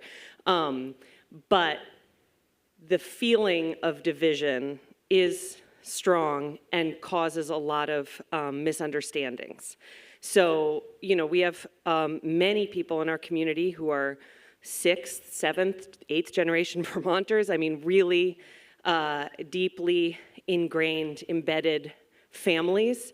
And we have a lot of people who have moved up in the last year and are trying to figure out how to have a sense of belonging and how to connect. And what often happens is they find their belonging in a kind of, in one layer of the community. And it's possible to live there and never actually access a whole portion of people who live there. I have lived in Hardwick. I grew up in New York City. I've lived in Hardwick since 2008. I'm raising my kids there, and I, am constantly amazed at the doors that I open in which I find a whole portion of the town that I didn't have access to before. And either through some incidental connection or just getting up the nerve to go into a place or to have a first conversation, I find that there's a whole other sort of realm that exists. And I think a lot about why it is that people can't make those connections and can't bridge those divisions themselves. And there's a lot of blame from whatever side you stand on, whether you're a newcomer or an old-timer, there's a lot of blame to the other side. So I experience a lot of people making assumptions about me and sort of saying, oh, well, you're one of us, so I can talk badly about this other group of people. And, in those conversations, the assumption is they don't like us. There's some kind of brazen name calling that I'm always shocked by amongst progressive, very conscientious people who the word redneck just rolls right off the tongue. And that kind of misunderstanding and misalignment of an entire population of your neighbors is something that I think it's a two-way street. And so what we're trying to do at the Civic is point out that it isn't like one group of people needs to accept the other group of people, that it's a conversation that we're in as a community, and looking at our own blind spots and our own assumptions about, that, oh, we wouldn't be welcome there, is often just something that's inherited through the media or, some particular conversation you heard that somebody had a bad experience somewhere. But if we can kind of set the stage as an organization, which is what we do, if we are holding an event at the Legion, that there's going to be a certain safety in going into that building that you might not otherwise feel if you walked into the club bar at 4 o'clock on a Friday afternoon. But if you come to a civic event at the Legion and you have a really good time with people who are Legion members and people who are newcomers, and then the next time you go to the Legion, it's a different experience. That's the kind of like baby step stuff that seems tiny, but is actually massive, because there's a huge amount of knowledge that exists in the people who have lived in Hardwick, for example, for generations, that it's a beautiful thing, and they are often not held up as the experts that they are. The chip that they have on their shoulder a lot of the time is that they're told that their knowledge is not useful, is not necessary to the kind of new way of looking at something like resiliency in Vermont. But I think that it's actually a conversation that we could be in together, because there's these old systems that have held these communities together for generations. And we're using a lot of those same systems and bringing in new ones as well. So I just see it as this two-way street and this conversation we could all be in together. Yeah, and I think it's really important to recognize that we need resources to do this better, this community building and these conversations, and there are resources in Vermont. You know, the Vermont Professionals of Color Network has wonderful resources. University of Vermont, we have great resource in terms of community conversations and inclusion. So, we've got to, we've got to recognize that we need to back up and get some tools to do better at this stuff. And I've been hogging the microphone. I just have one little comment to sort of tie a couple of the topics together. I've worked in some post-disaster situations where, to some extent, they are climate migrants. They've often arrived here from a war-torn area that has only been retrospectively identified as a climate-induced conflict scenario. But I've seen people from El Salvador and Guatemala and from Vietnam who end up being the most hands-on people in disaster recovery in different places. And they may not have the institutional knowledge that's really valuable from an emergency management standpoint, but they're, if invited to participate, they can really relate to the need to build community back after a disruption. And I think that there's no better way to draw people together around problem solving.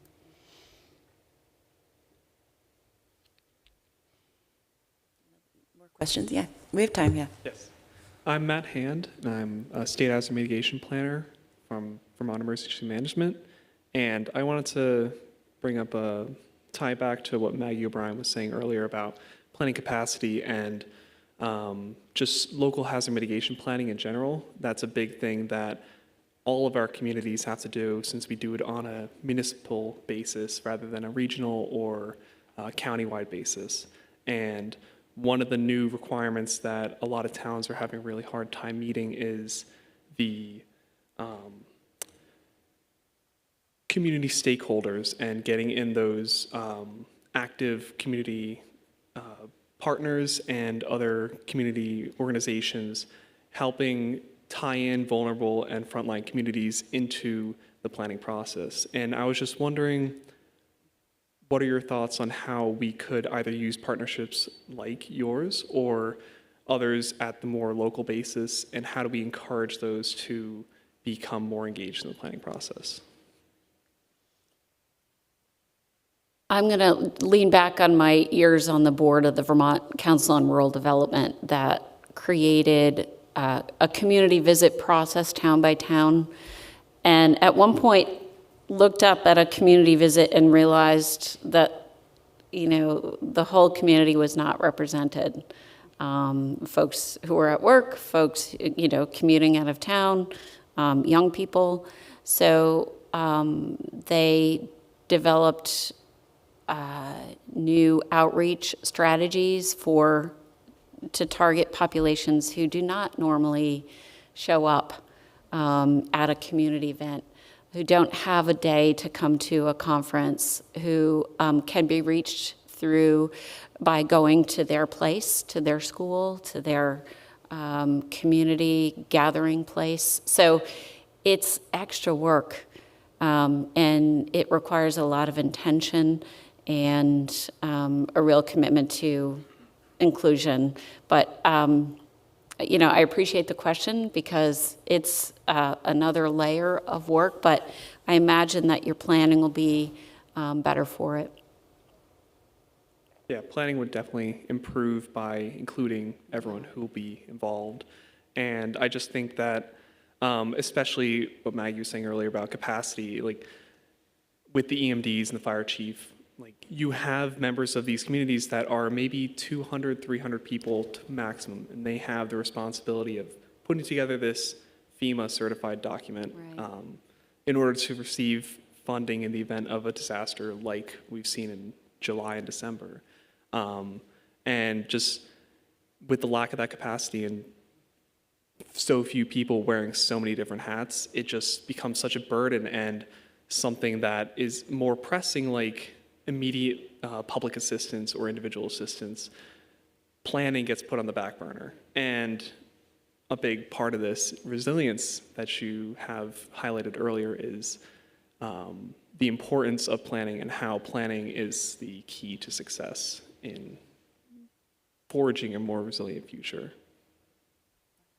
I think people show up when they feel they're making a difference. So I think things like clear meeting agendas, good facilitation if it's needed. I'm not from, I used to live in Vermont, but I haven't lived in Vermont for decades. So I'll say this, every community has somebody that should just shut up or be disinvited from the meeting over certain issues, you know. There are some people who by nature are so disruptive that they can be corrosive to the voice of the greater community. And there need to be methods for managing that. Thank you.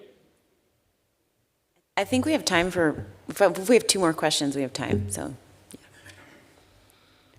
right, thank you. My name is Shona. I'm with the Rainbow Bridge Community Center. I'm going to switch it up and riff off of what the last person just said, because co-design to me is a matter of co-evolution. It's a matter of being together and then seeing what happens in the atmosphere of caring, in the context of caring. We used to say, just show up and care, that's all that's required. The rest will take care of itself. And that was how we not created, an organic flood recovery response in very, very grassroots. And it's hard to do that in planning if we're not together first. So I think the community meetings you referenced are important. There's a lot of reason to distrust what's going on. So here's a big problem. There's a reluctance to release money by those that have it to people that have the ability to utilize it in the name of self-determination. At the same time, there's a really baked in and justified fear from people that our institutions are not here for us.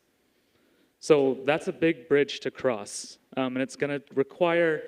One of the things the flood showed us was you have to go to where the people are. You cannot ask the people to come to you. The flood was a catastrophe of disconnection. It removed all of our access to our resources, so our resources had to be deployed to them. So in that respect, there's got to be, rather than asking grassroots and volunteer organizations to institutionalize up to a way that everyone can work together, there's got to be a priority for institutionalize to realize the value of deinstitutionalization to meet the grassroots people where they are. And now I'm going in reverse because my second comment has to do with data. And I was reminded when you were talking about data collection during a disaster about the opening lines of the Tao Te Ching, which is that the Tao that can be spoken is not the eternal Tao. As in, the data that can be collected in the midst of emergency disaster response is not the eternal data. So that integration piece that you spoke of, how to integrate the experience of disaster, emergency disaster recovery, and the collection simultaneously of valuable, meaningful data, that's tough to do. It might, at first glance, look like deploying data scientists to disasters, but you better have enough people around them, because the thing with the yin and the yang is that if the human need is this high, our data scientists cannot be standing there utilizing their instruments, because the data, in the end, it will not save our neighbors from drowning. Thank you. Thanks. Thank you.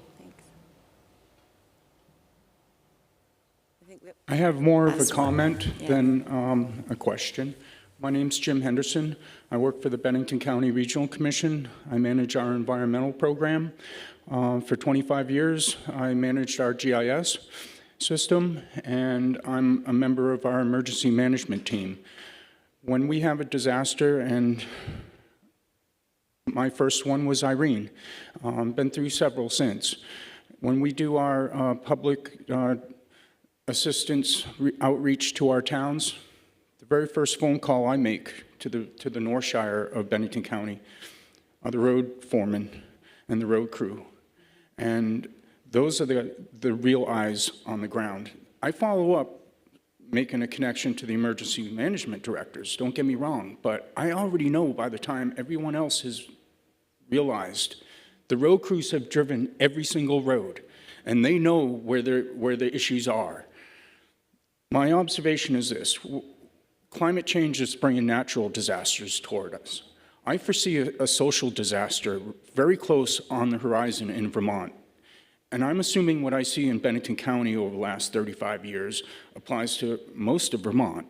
And that is, I'm 60 years old. 15 out of the 17 road foremen in Bennington County are older than me. There is a lack of recruitment into what most people take for granted, that when they wake up in the morning, the road's going to be plowed. When their house is on fire, they're going to call somebody, 911, and there will be a fire truck outside or a rescue squad outside in their driveway. Recruitment of these critical, most of them volunteer systems that are the real base of the pyramid is so diminished right now. And I see it for two reasons. The younger generation just isn't. I'll talk to you, all of you in this room who are young.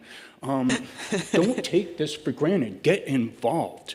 And the other one, it might be just, once again, Bennington County, but over the last decade, there has been such an influx of second homeowners or people who are moving here from the suburbs who are so used to having somebody show up at a moment when they make a call. They don't even think about it. Who is coming? So I'm just making an appeal that we have to address this issue. There's going to be a significant gap between the need of local feet on the ground and what is actually there. All of our fire departments and rescue squads are trying to recruit people, and I've said enough. I think you get my point. Thank you. Well, I think it's good to end on the reality check that we got from our questions. So yeah, I mean, I really appreciate the questions from the audience, and Wendy and Tricia for sharing your insights. So thank you very much, everyone, for the panel. Great. Thank you.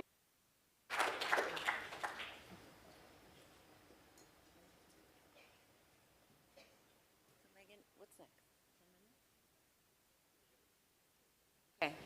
So yeah, we're going to take a break for 10 minutes. Our next talk panel is at 10:50, so that's 7 minutes.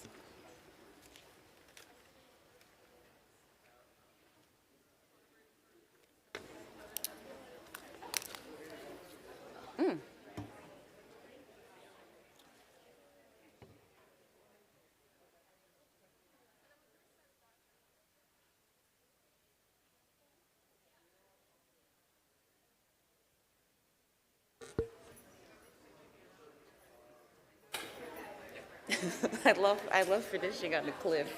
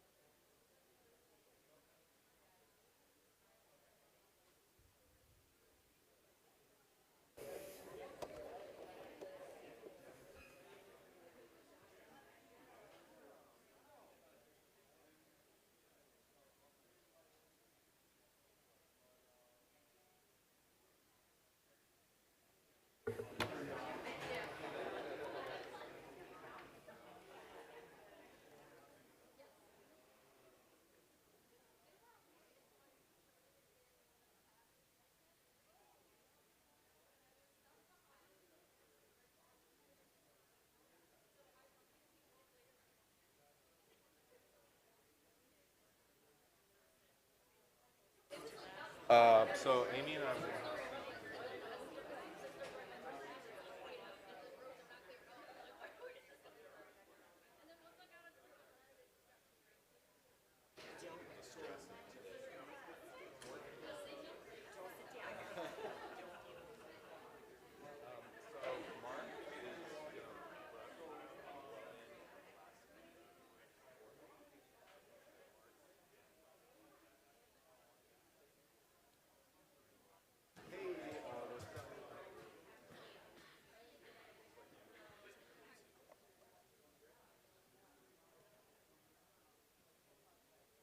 Hey.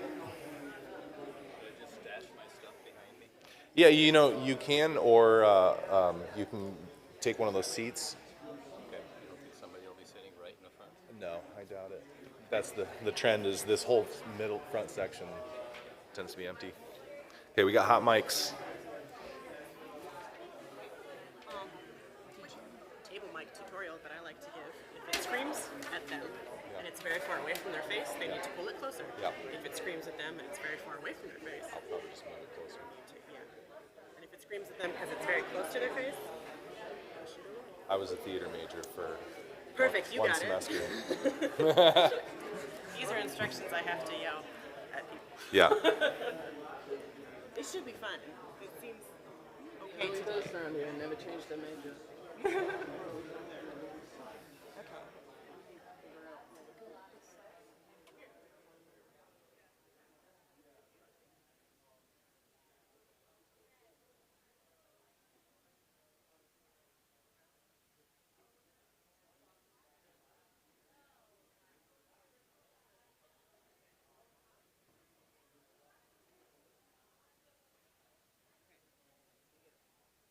Flustered and thirsty.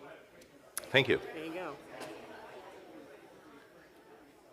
Much appreciated. And you're welcome to keep these and put them up, but I don't know, mysterious breezes blow them up.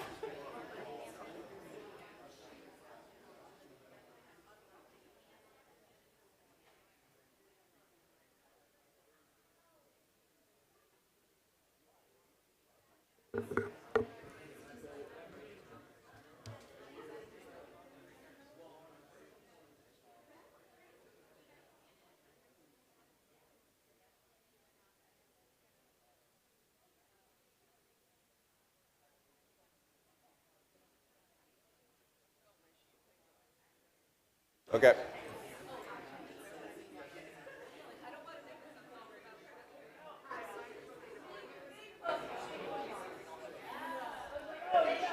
Pardon me.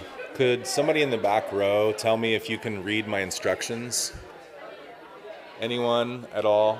Back row? No? Okay. That's fine.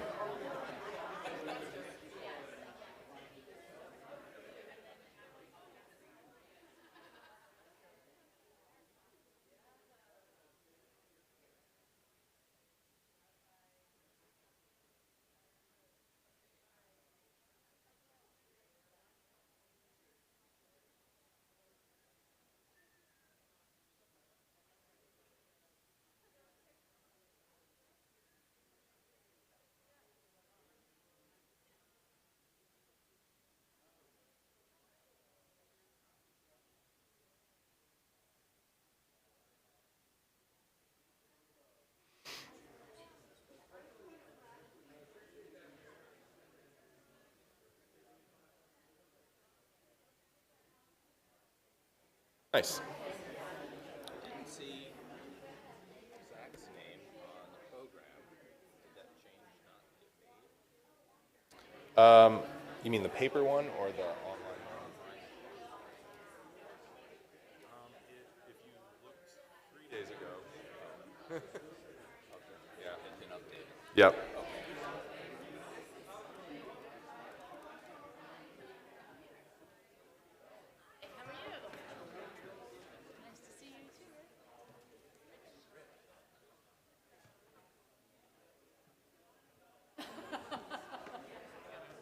Program eventually. If you need one.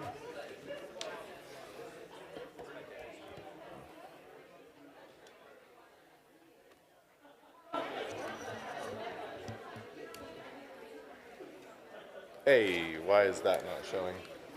Here we go. So, you've got yours there, so I'm just going to use this one.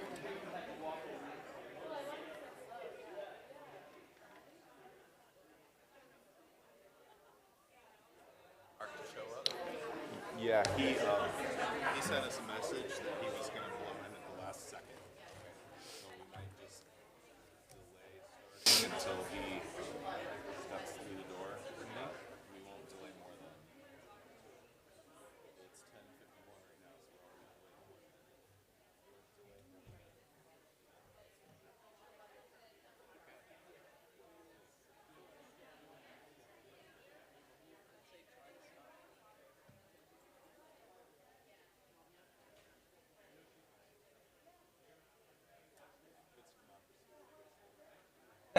5 minutes late is. 5 minutes No, late is- fine. It is- is a military. Fair point. Fair point.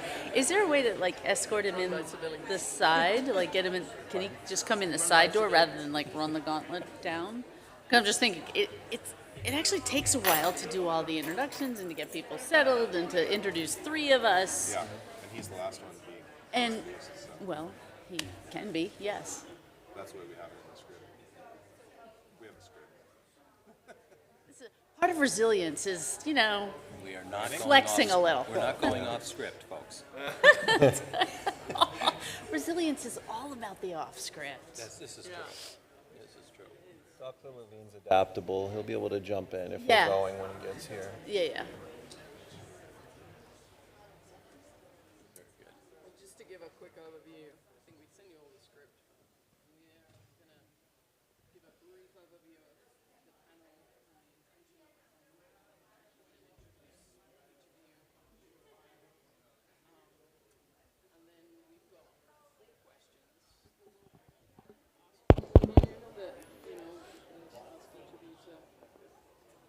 discuss your own perspectives. Feel free to talk amongst yourselves. Have you questions?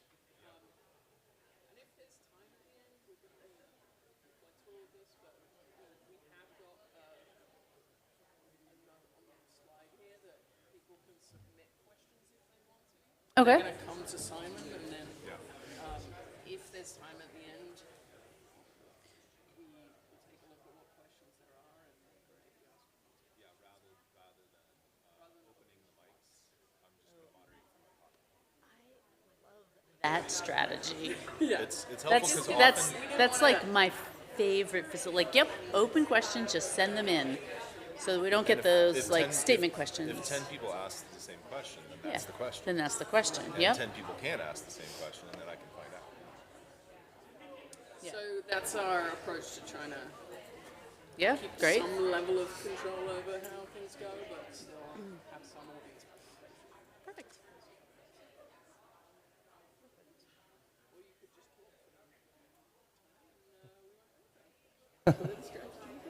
And what are we aiming? Let's see. You had 4-ish questions. We've got 4 questions, yeah. Different And four of us. Okay. Just trying to. I have this on airplane mode and everything, but one of my self-management techniques is just to have a timer clock in front of me. Otherwise, there are stories, there are leadership theories, there are, I'll expound, so. We can hold this up if you want. Yeah, just give me the. Yeah, we're going until 12:05.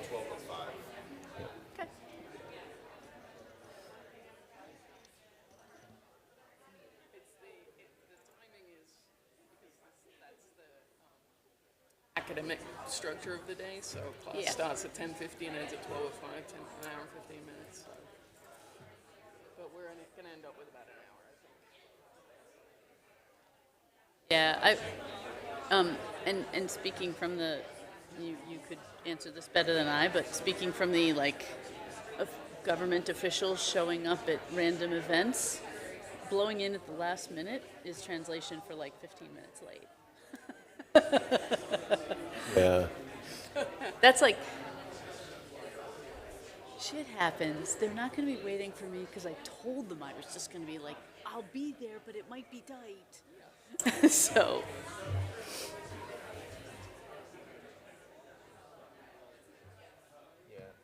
Not too far off the mark there, yeah. I'd like to please start without me. Yeah. I was trying to think what he might have this morning. I think you might be live. Oh, yeah.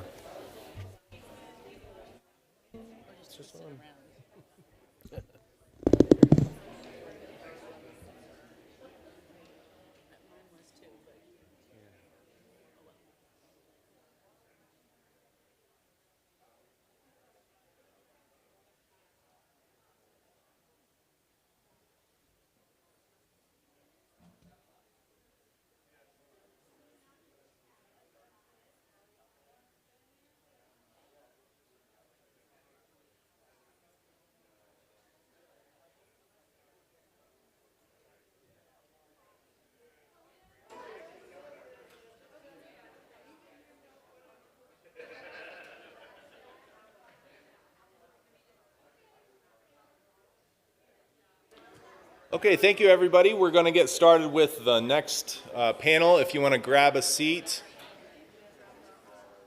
So many people out in the hallway. Yeah, and they were yelling at each other, which is good.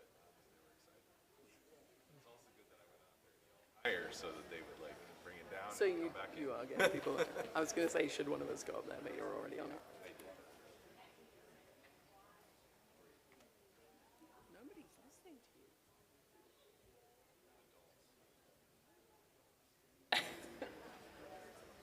Students are a piece of cake. Imagine educating adults. Our students technically are adults. Oh, yeah. Yeah. They might act like children.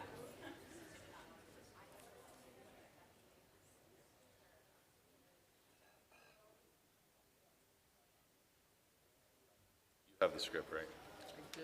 Okay. Yes, sorry. Yep, that's fine. I didn't want it to. I'll rip it out of your hands when I'm ready. I'll hand it over to you. I'd I'll say just pop it go there. ahead.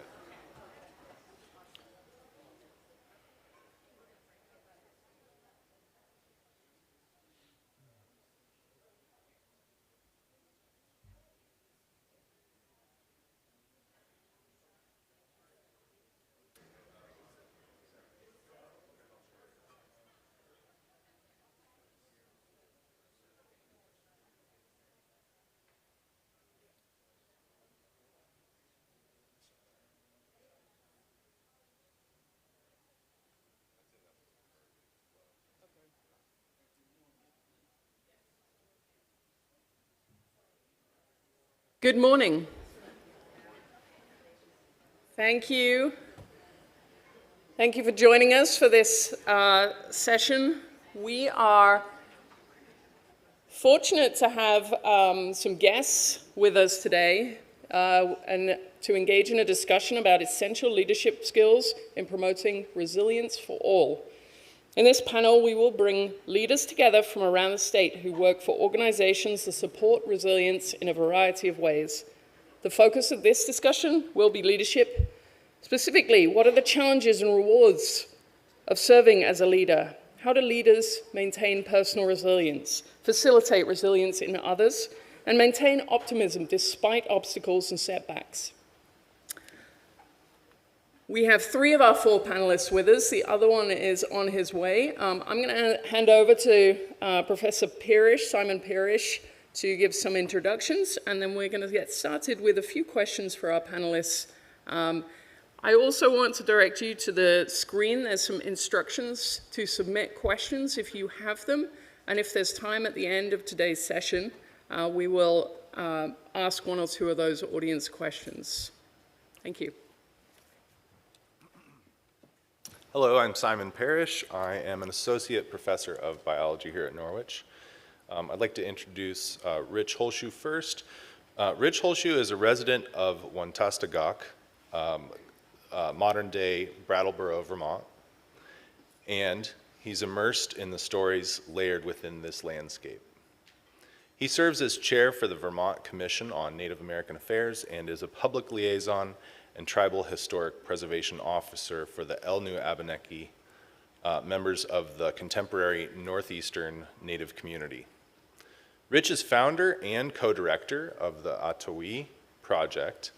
His work draws upon history, linguistics, geography, and culture to share beneficial ways of seeing and being in relationship with place.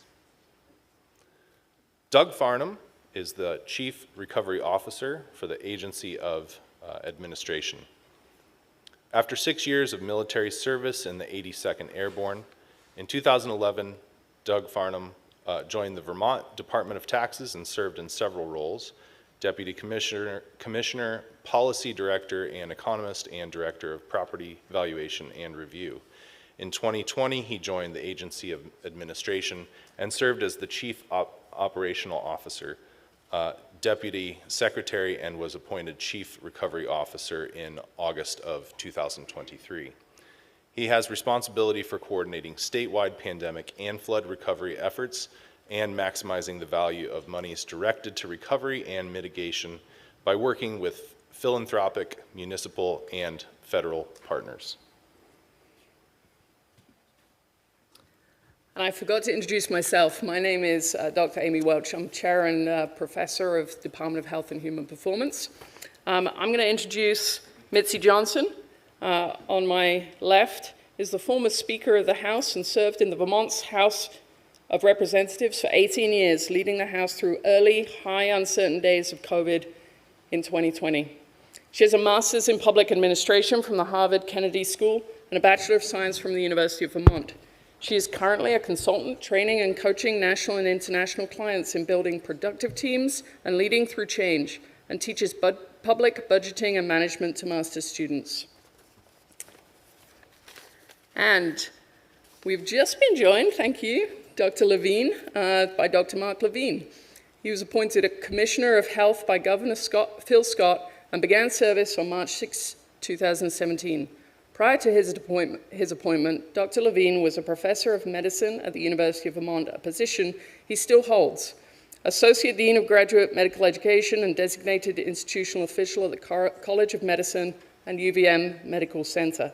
He also served as Vice Chair for Education in the Department of Medicine. Dr. Levine received his BA in biology from the University of Connecticut, an MD from the University of Rochester.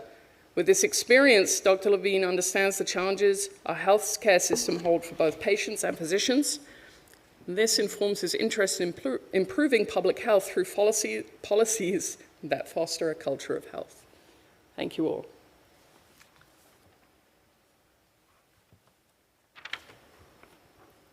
So each of you have served as leaders in different contexts, both at state level and for a variety of other initiatives.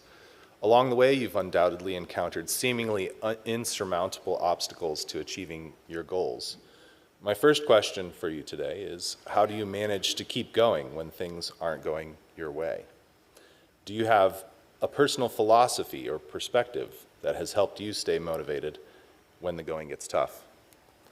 And I'll turn it over to you, Mitzi, if you'd like to go first. Thanks. Hello, everybody. I think, for me, the biggest motivator is just being able to make progress on problems that you care about. I mean, just being able to, the kind of problems that we're talking about today and that we're all facing in our communities are actually not problems that have solutions, right? Everybody might come with their own idea of a solution, but when we get everybody together, I feel like the best we can hope for is progress. And so being able to stay in the game to make progress on problems that you care about is kind of what keeps me going. And when things, when things are really, really tough, I think about, early days of COVID and being on calls with a bunch of you gentlemen, and trying to wrap our heads around really disruptive, chaotic scenarios with very high stakes. I think one of the most important things to do is to be able to lead effectively is to manage yourself and keep yourself grounded and steady. And the best way I found to do that is having some sort of anchors, right? People, places, or practices, right? Make sure you're touching base with people that you care about and the people that care about you. Doesn't have to be for long, doesn't have to be complicated, but just having other humans around you on a personal level and being able to be in places that help you clear your head and think. Could be the hammock in your backyard. Again, doesn't have to be Aruba, although Aruba wouldn't be bad. And then practices, something that feeds your soul, calms your nerves. Might be going out for a run or yoga or a house of worship. But even when we were putting in 18, 20-hour days during like the real intense periods of COVID, I made myself knit a row of a scarf I was working on, a shawl I was working on every night.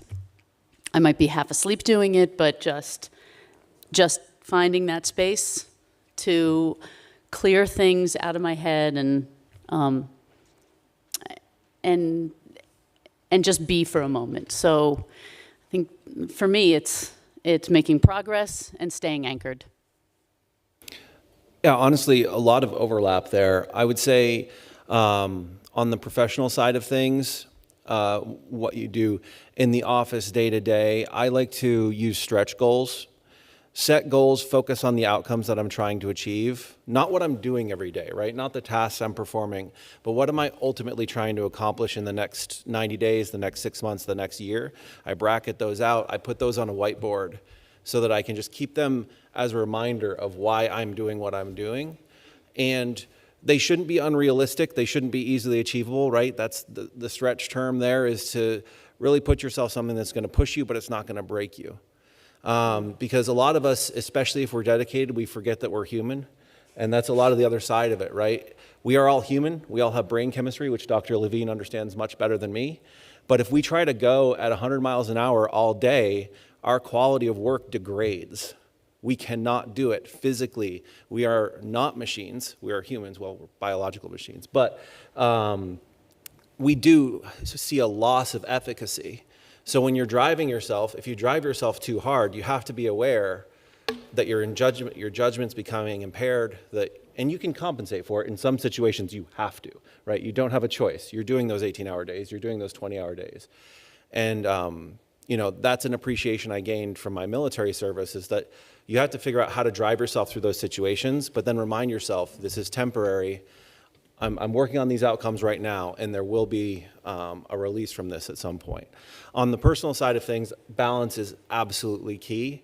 I generally use exercise to the point that some of my friends think I'm overdoing, but I find that the more stress I have in my professional life, the more of a release the exercise is. So I need that push and pull, and community and family is, of course, very important. It's all too easy to keep sprinting and leave your family behind and not talk to your family members, not talk to your community members. And I do think community engagement will not only be good for you, but it does keep you grounded.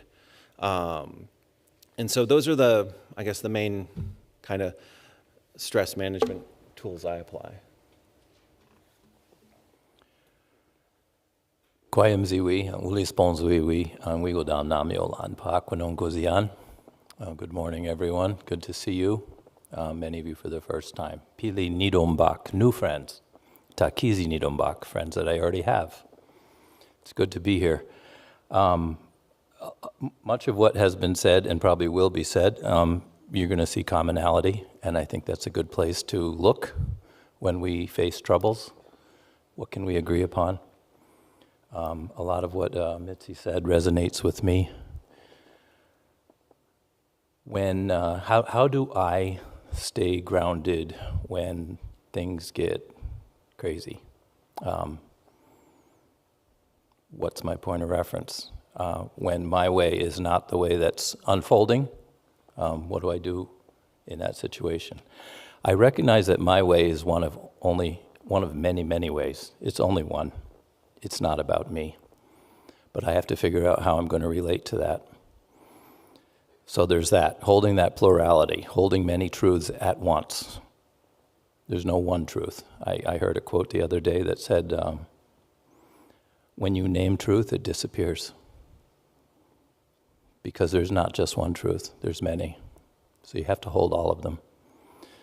I stay grounded by reference to kinship, to relationship, and my family, whether that is my immediate human family or my family at large, all of my relations. We're all related and we're all connected.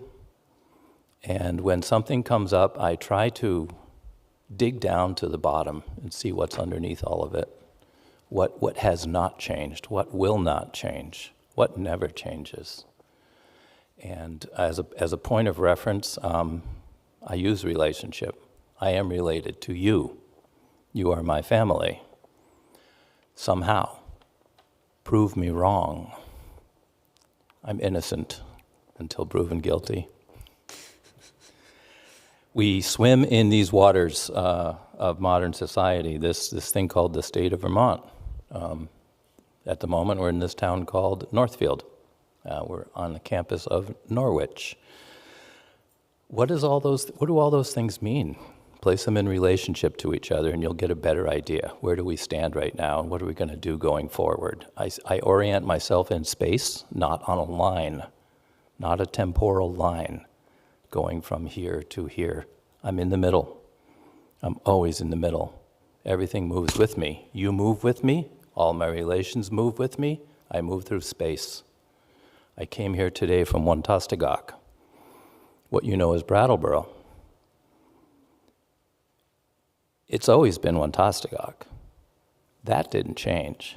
So I have to hold these things at the same time. I'm now at Norwich, which used to be in Norwich, but now is in Northfield. What does that mean? It's confusing.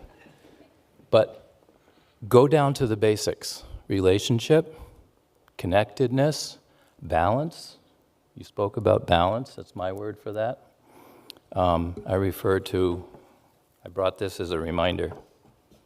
This is Sweetgrass. You may have heard of this. Famous book by Robin Wall Kimmerer, Braiding Sweetgrass. Uli meskiko alsis, uli monkil meskiko alsis. Big word. Sweet smelling grass. This reminds us that life is good, but it requires that we put in the effort to keep it that way because things tend to disintegrate. Entropy takes over. And so this arc of the universe, where are you going to put yourself on that? I refer to things in this way, the big picture, and that's what keeps me grounded. I expand my base. The wider your base is, the lower your center of gravity. If you're in touch with your mother, everything's going to be okay. Morning, everyone. So part of this question was, how do you kind of keep things going when they're not going your way? That's the only kind of days I think I know. But that's not to be too negative.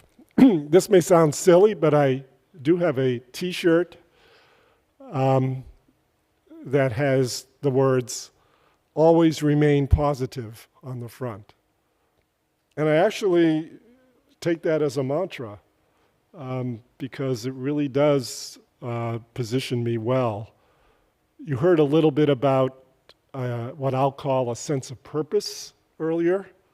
And remembering your purpose is really, really critical at moments like that.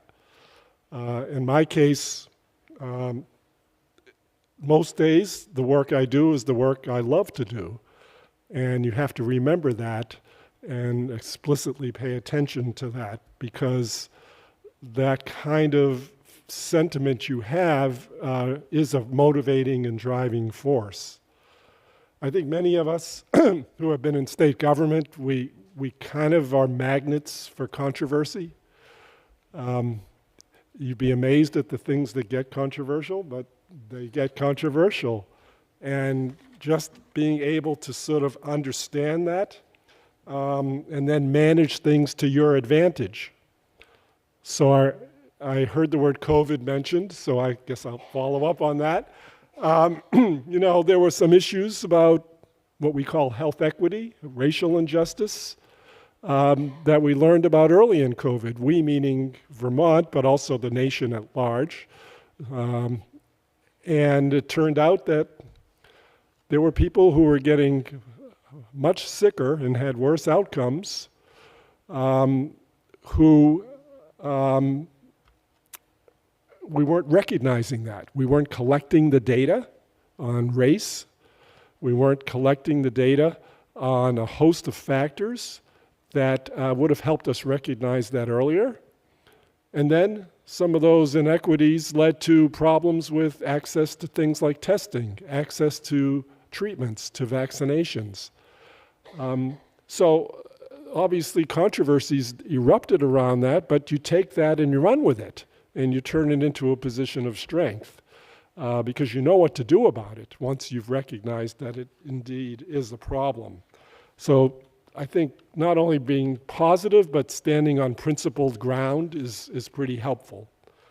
And you go back to the sort of mission and vision and values that you uphold and the organization you're with espouses. Because if you're in the leadership jobs, you actually run with those. And they're not just words on a page, you actually talk about them all the time and try to exhibit them, if you will. I think the strongest asset that any of us have, and we just need to recognize it, is if we're truly in leadership, we've played a role in not only developing, but integrating ourselves into high-performance, high-functioning teams. And being part of those is some of the joy we get out of the work that we do. And just recognizing that fact and grounding yourself with those teams who are going to be of inestimable value in carrying out the goals and vision that you have is really, really critical.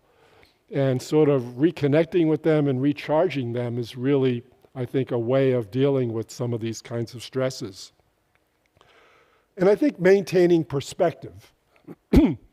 For me, it may sound silly. I mean, COVID was a big unknown, and we didn't know much about it early on, and we learned and learned over years. But the reality was, it's a respiratory virus. And not to trivialize this, but there's only so much the human race can do in terms of mitigating the impacts of a respiratory virus and protecting ourselves and our families and our communities, etc. That was a heavy lift. I don't want to minimize it, but as a clinician, I would talk with my epidemiologists constantly, and we both agreed, in the end, we just need to make sure that we manage a respiratory virus as well as we can, and as perfectly as we can, even with all the unknowns about this particular respiratory virus. Because in the end, being up all night as a physician in the ICU with a critically ill patient was way more stressful, way more stressful. Somebody's life on the line for the entire night, and you're doing everything you can to help improve their outcome. It sounds like I'm trivializing COVID, but it really was very different. And there's one aspect of my training that I hope is in your training, though they won't label it this way. Well-trained physicians, the best thing about their training is dealing with uncertainty. And dealing with uncertainty is life, but dealing with uncertainty is obviously something we do in every interaction with a patient. The patient may think he knows exactly what this is and what to do about it, but it's never that simple. And there's always a lot of uncertainties that surround any particular set of problems. So I hope that training in Norwich sort of pivots around that to some degree, as it tries to also develop what I call critical thinking skills, clinical reasoning skills, because when things aren't going your way and they're stressful, you really fall back on those basic skills that you've developed, been trained for, been educated about, and that really help position you well as you try to face the next stress or obstacle.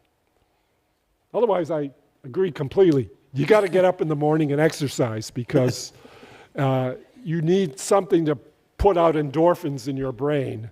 And that's the best, that's how I start my day. No matter how long the day was because of COVID, it was rigorous that I would be up at 5 and do some form of exercise, knowing that by 7, all the texts and phone calls were starting and meetings and everything else. And it just really clears your head for the day. So I endorse that.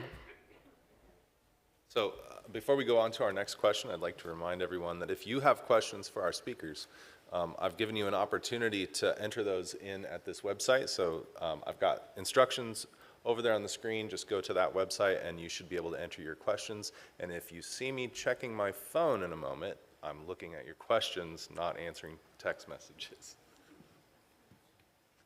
Thank you for those words of wisdom. I want to move on to talk about your role as community leaders and sort of your thoughts about what other community leaders can do to help build human resilience in diverse communities. So it's sort of building a little bit on what Dr. Levine was saying. You know, how can you ensure everyone in the organization or constituency you serve has access to the opportunities to build their own resiliency? Let's start at the other end. Okay. Wow. So I think, did this conference define resilience yet? You can go ahead if you'd like. And Yeah, I take a took stab it at upon myself to look it up so I could talk about it accurately. And I came up with a number of things, but one was the capacity to withstand or recover quickly from difficulties, sort of after the flood, or successfully adapt to difficult or challenging life experiences, and maintaining psychological well-being in the face of adversity. That's a lot when it comes to trying to build resiliency in diverse communities. But obviously relating to lived experience and community experience is really critical. And being able to see issues from multiple angles. I think people need to be empowered to feel like they are problem solvers. In public health, we kind of refer to that as nothing about us without us. I know you can relate to that for sure, as we talk about it as we talk to indigenous people all around the state. Tagadata, you nailed it. Yeah, so I mean, I think that's a critical dimension because people can be really good problem solvers, and if they come from that particular lived experience, you have to integrate that in terms of finding a path forward. You also have to learn from the past, and that way you can adjust for the future. I think providing reasons for hope and optimism are critical. creating conditions where change feels less challenging. Common example nowadays, many people hear about climate change and they just go, well, we're doomed, or what can I possibly do, or all these political leaders are just, not playing ball and they're going to lead us to a failed planet. And climate change is so appropriate with the after the flood, for sure. But you could be talking about health epidemics, economic dislocations, anything. But you need a capacity to respond to and to withstand and to recover from adverse situations. And workforce and technical capabilities sort of improve local capacity. You need to ensure that community is engaged and has ownership. One thing that we do in the Climate Council in Vermont is really understand that, yeah, Vermont is a little state in a big country and a huge world, but there's actually important things we can do here to contribute in ways that will actually mean something, so that we don't feel like we're just little ants in a scheme of things that is much bigger than us, which would be an excuse, really. Building resiliency around COVID, really critical, and dealing with so many diverse communities in that regard.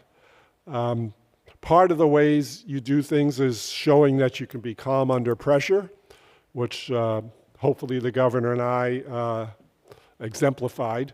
Having some emotional intelligence so that you can reflect and assess things.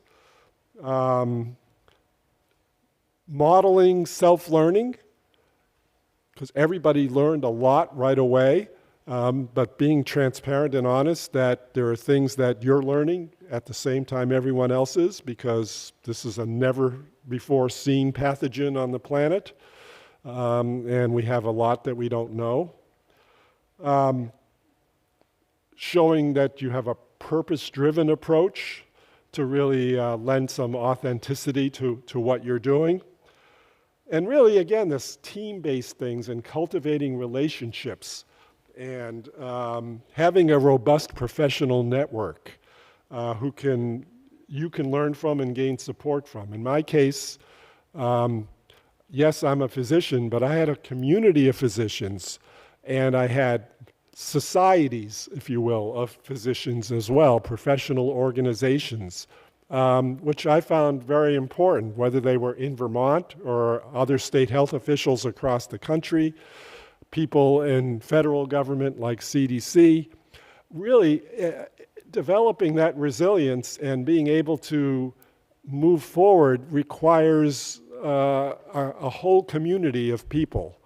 And you need to draw upon those resources, be humble and not arrogant and think you know everything, and really work together and hear how other experiences have gone and how you can perhaps move things forward, if you will. I'll stop there because I'm sure there's plenty of other input people can give. Thank you, Dr. Levine. Thank you. I appreciate that you started out with defining resilience. Words have power, and they often start in one place and end up in another place. You know, they have origins, and then they take on meaning depending on how they've been used. So resilience is important, and that seeking of stability when under pressure is at the heart of going through life, because life is complicated. Life is hard, and it changes all the time, and you have to adapt. As far as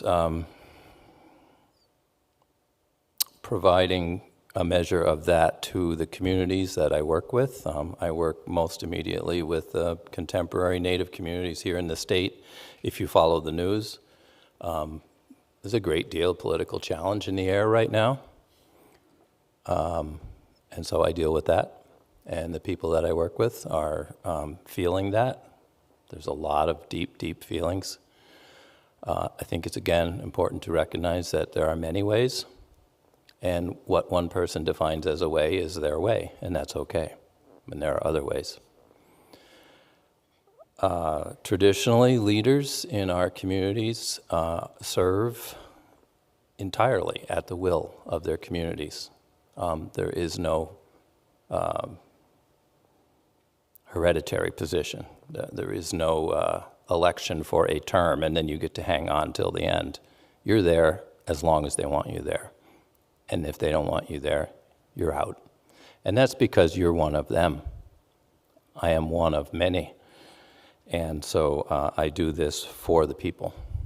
And when I say people, I extend that out to all of my relations as well, not just the human beings. But I'm a human being, so I have to deal with them first, right? We all do. It's complicated.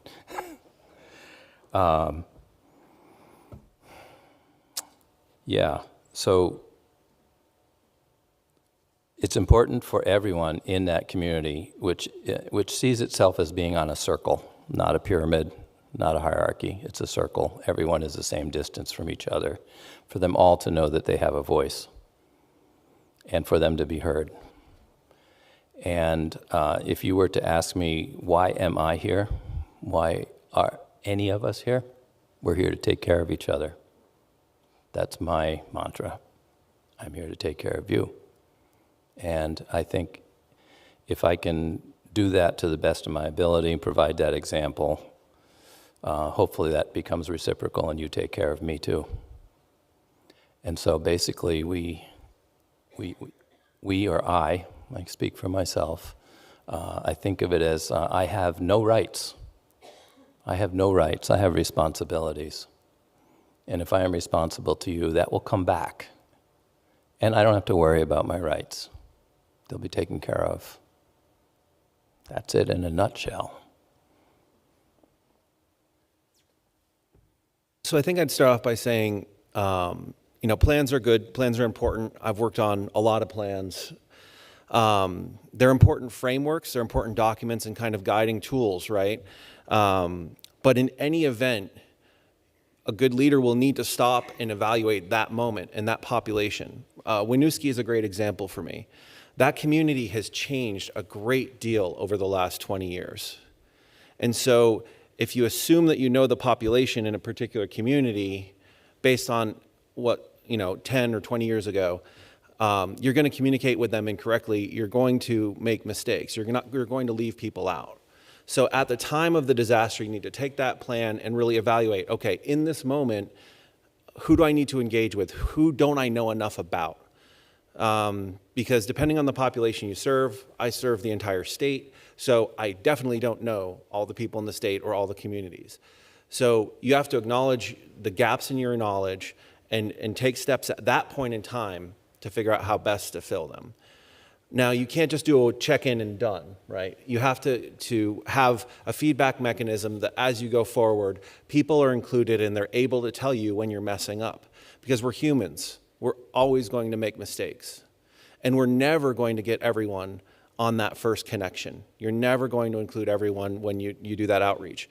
There were instances after the flood where FEMA was knocking on doors and physically going out there, knocking on every single door, and they still weren't able to talk to every single household, even coming back 2 or 3 times, right?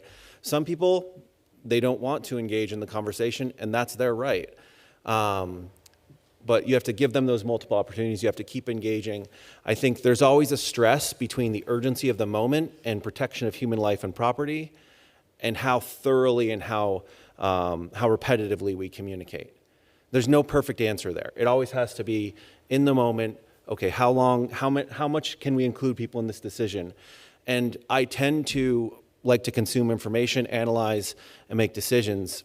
I don't lean towards a directive style unless it's necessary. And so part of it is recognizing when it's necessary, executing that directive approach when you only have to, and then making sure that you're being transparent with people about your decisions. If you make a call and you weren't able to include people in that call, you need to follow up immediately. Don't be ashamed of it. Follow up with those communities and say, look, this is my judgment.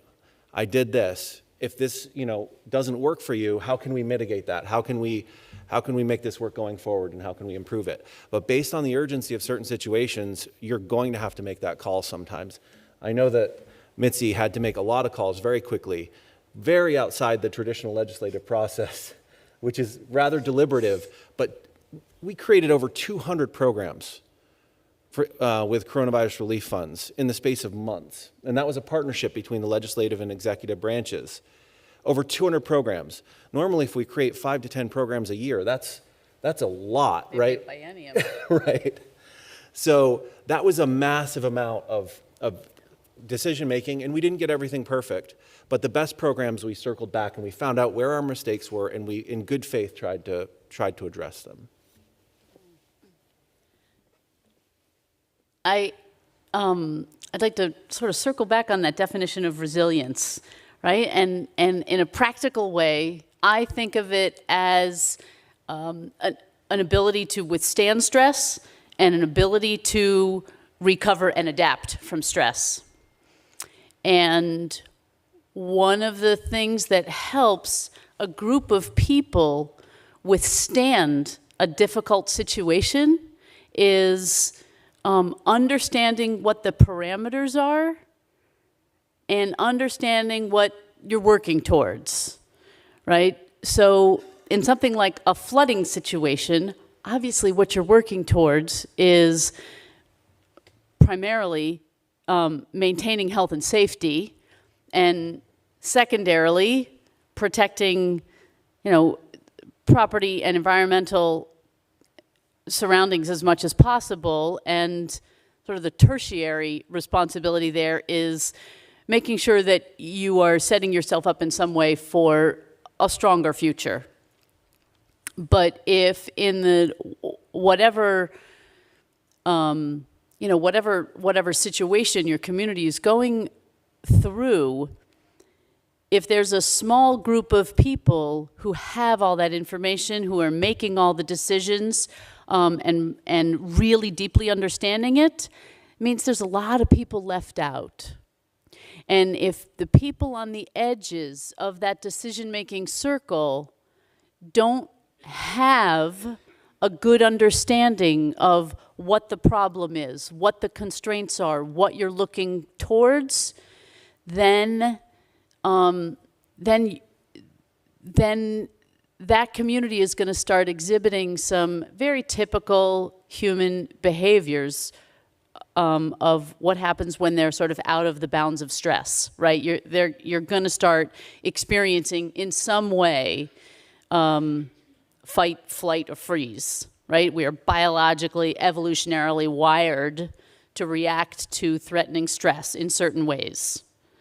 But if you can help people understand what's happening, engage them in problem solving, and listen very carefully for perspective. I think all of you mentioned in some way that understanding the problem from different perspectives, understanding the population you're working with, understanding that your perspective is only your perspective. And there are a lot of others, giving people a chance to weigh in, to both share their thoughts and to understand each other's thoughts, builds resiliency. It builds broader understanding, and it builds community. And that I think is the biggest piece to withstanding a tough situation. Some problems require action kind of ahead of time. I think of something like climate change. That is a situation that is requiring us to take action, and the biggest hurdle is moving people out of the status quo. In that case, all the listening and the perspective mapping has to be done, but it also requires us to challenge the status quo to move people into a learning space. Some things are thrust upon us, like COVID and flooding, and people are, the external circumstances have ripped the status quo out from under us, and people are in a very heightened state of disequilibrium. And in that case, you still need to do all the listening and the mapping, the perspective mapping, but they mostly need support to get out of that fight, flight freeze mode and into a productive space. But I would say sharing that problem-solving capacity and building forums for people listening to and understanding other perspectives is the single biggest thing you can do to improve resiliency in your community. Thank you. Thanks. So I've been monitoring questions that are coming in, and I've got sort of a common thread that I've seen. So I'll ask you this question. What experiences along the way have helped you develop your leadership skills? And then one of our audience members said, what helped you become a leader and may be helpful for future local champions to hear in order to take the lead on resilience work locally? And would anybody like to volunteer? Got some fun ones. So when I was in the military, 82nd Airborne, I saw some of the best examples of leadership in my life, and I saw some of the worst. There was a huge spectrum because in that environment, military leader, particularly a E5, E6, a sergeant, squad sergeant, platoon sergeant, they have near unlimited control over their squad, right? There's a lot of situations where no one is really going to second guess what they're doing. And so you see them either trying to help their soldiers grow to make them the best soldiers possible, or you see them imposing their vision upon their soldiers. And so I think that was a really stark example for me early in my professional development of human nature, right? What do you care about as a leader? I don't care about my ideas getting traction. I care about the success of the team, the outcomes. It doesn't matter who thinks it up. And when you get too tied to things, that's when you start to fail. When you start to defend your actions just for the sake of defending them and not stepping back and saying, was that really the best thing I could have done in the situation? That's when you start to fail. So those experiences in the military were very helpful for me. I think my time at the tax department was also helpful because, let's be honest, no one likes taxes. I mean, they are a necessary evil. And so when you represent a necessary evil, everyone tries to be nice to you, but you can sense they don't really want you there. And sorry if that was me at some point. But it gives you a good perspective that, you really have to, as part of a community, part of building society, are some things that no one wants to talk about. And talking about those difficult things is, I think, helps you grow as a leader. But not having that really tied sense of ownership about your concepts, your ideas, being willing to be wrong, I think is the most valuable thing. Because you want the best idea out of the bunch. You don't want your idea. I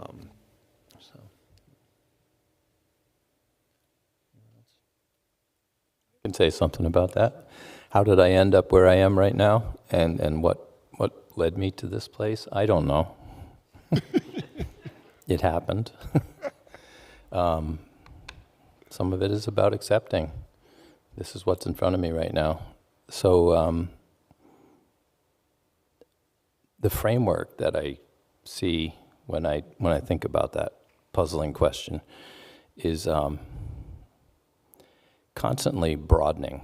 I don't look just at my life, where I was born, how I was raised, where I went to school, where I didn't go to school, the people that I knew, places that I lived.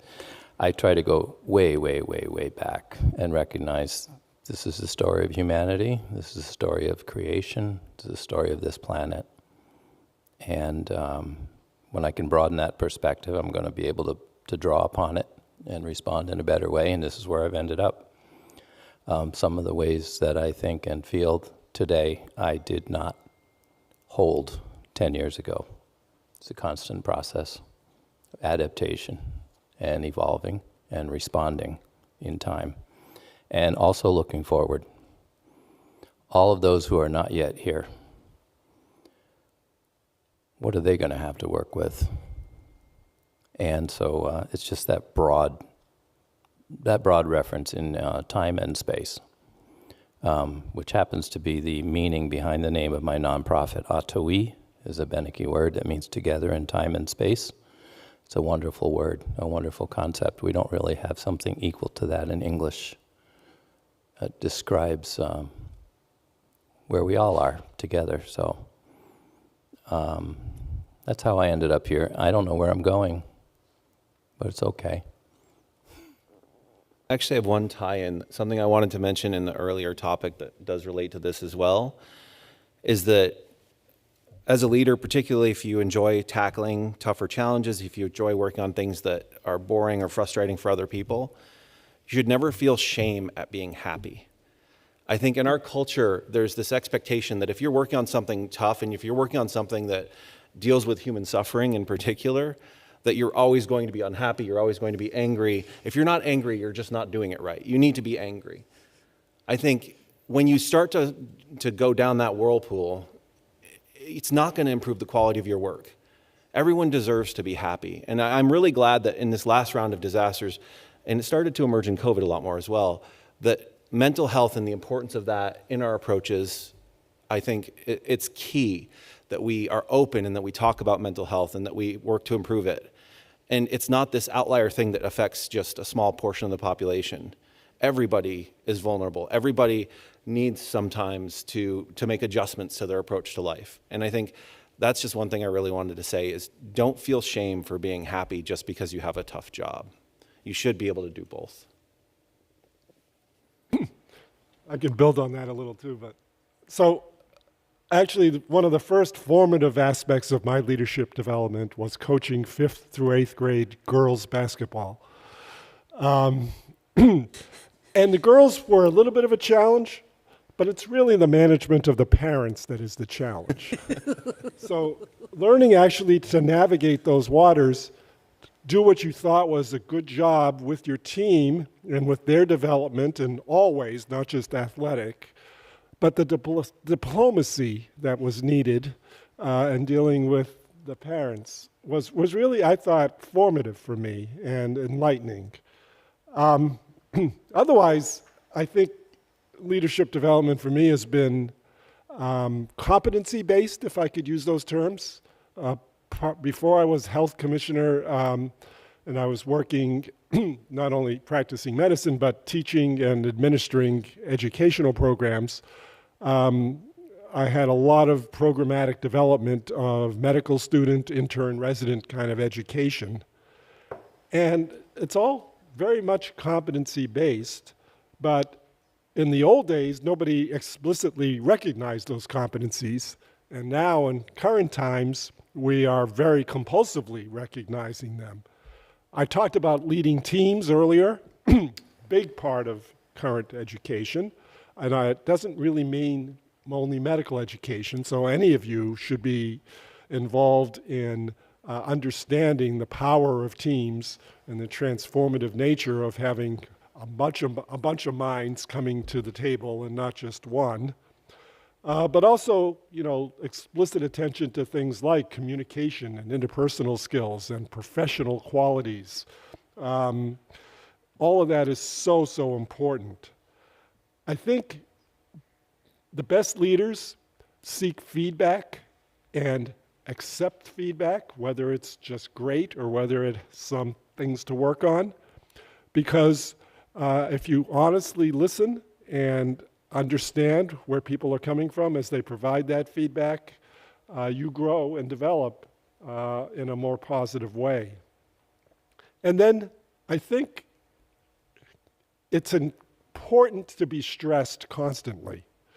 Sounds crazy, I know, but building on what Doug was talking about, you grow from these stresses. You learn from how you responded to them, and you try to move forward in a new and unique way.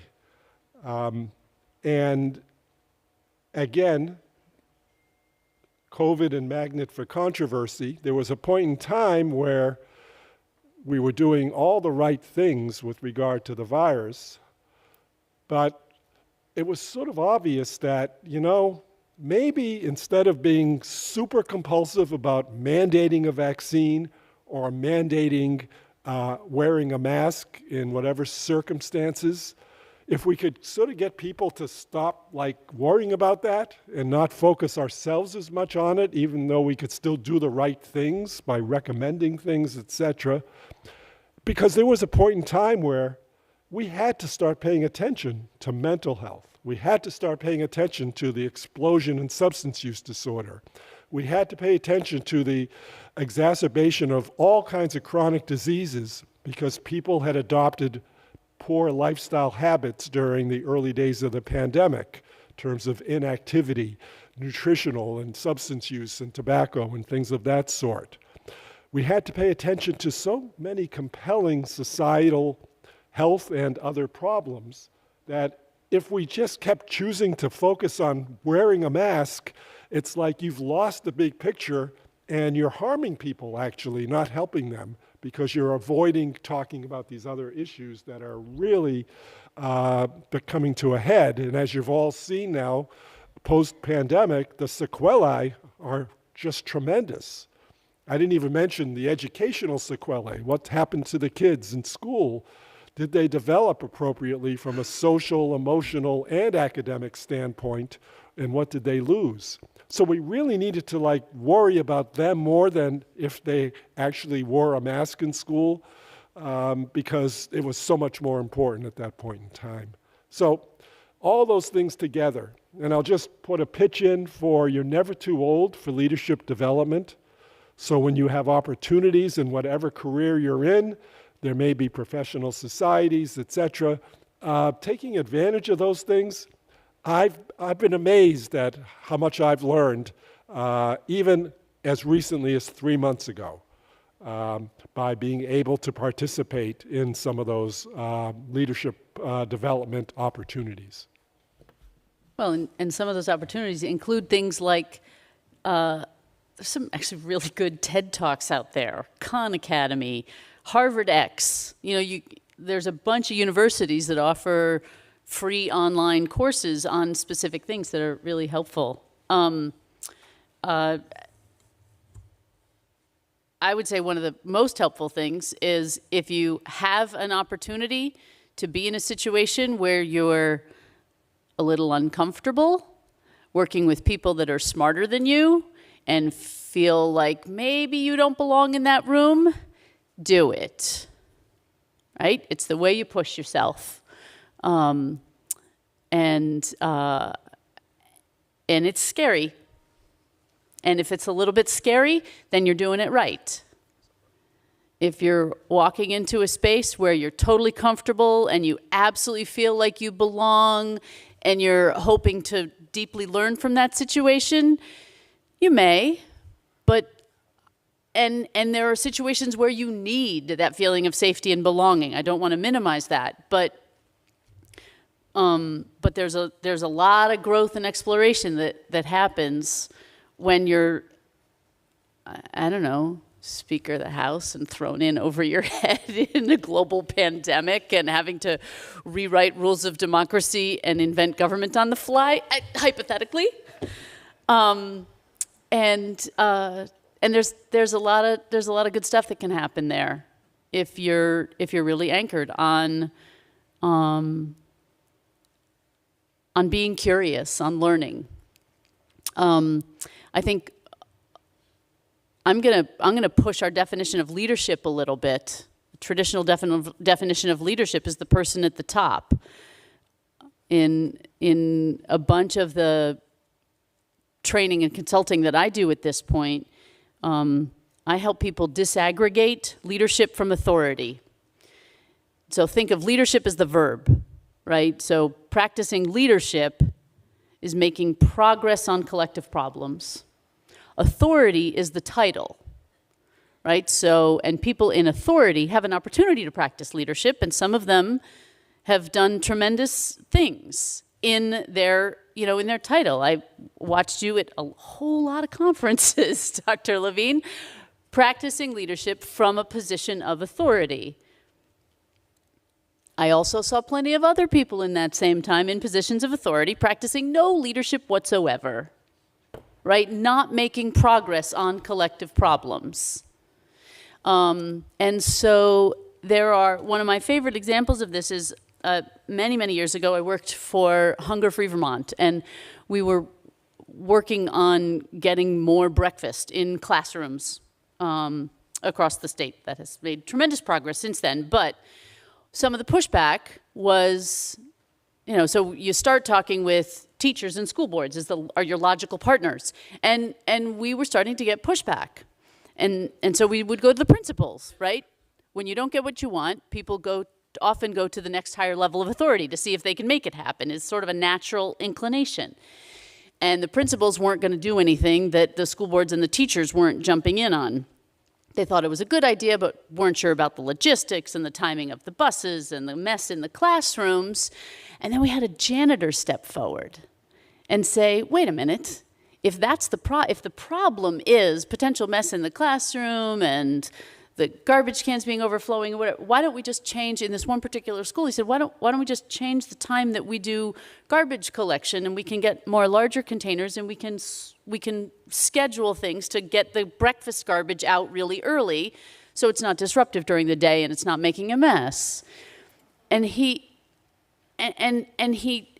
somehow just cleared this log jam and exercised tremendous leadership from a position that most people would not associate with a leadership position, right? He was not in a significant position of authority in this school, but provided an example that opened breakfast to 60 kids in this little school, some of whom had very little opportunity to start a good meal. And then that example could be used in other schools.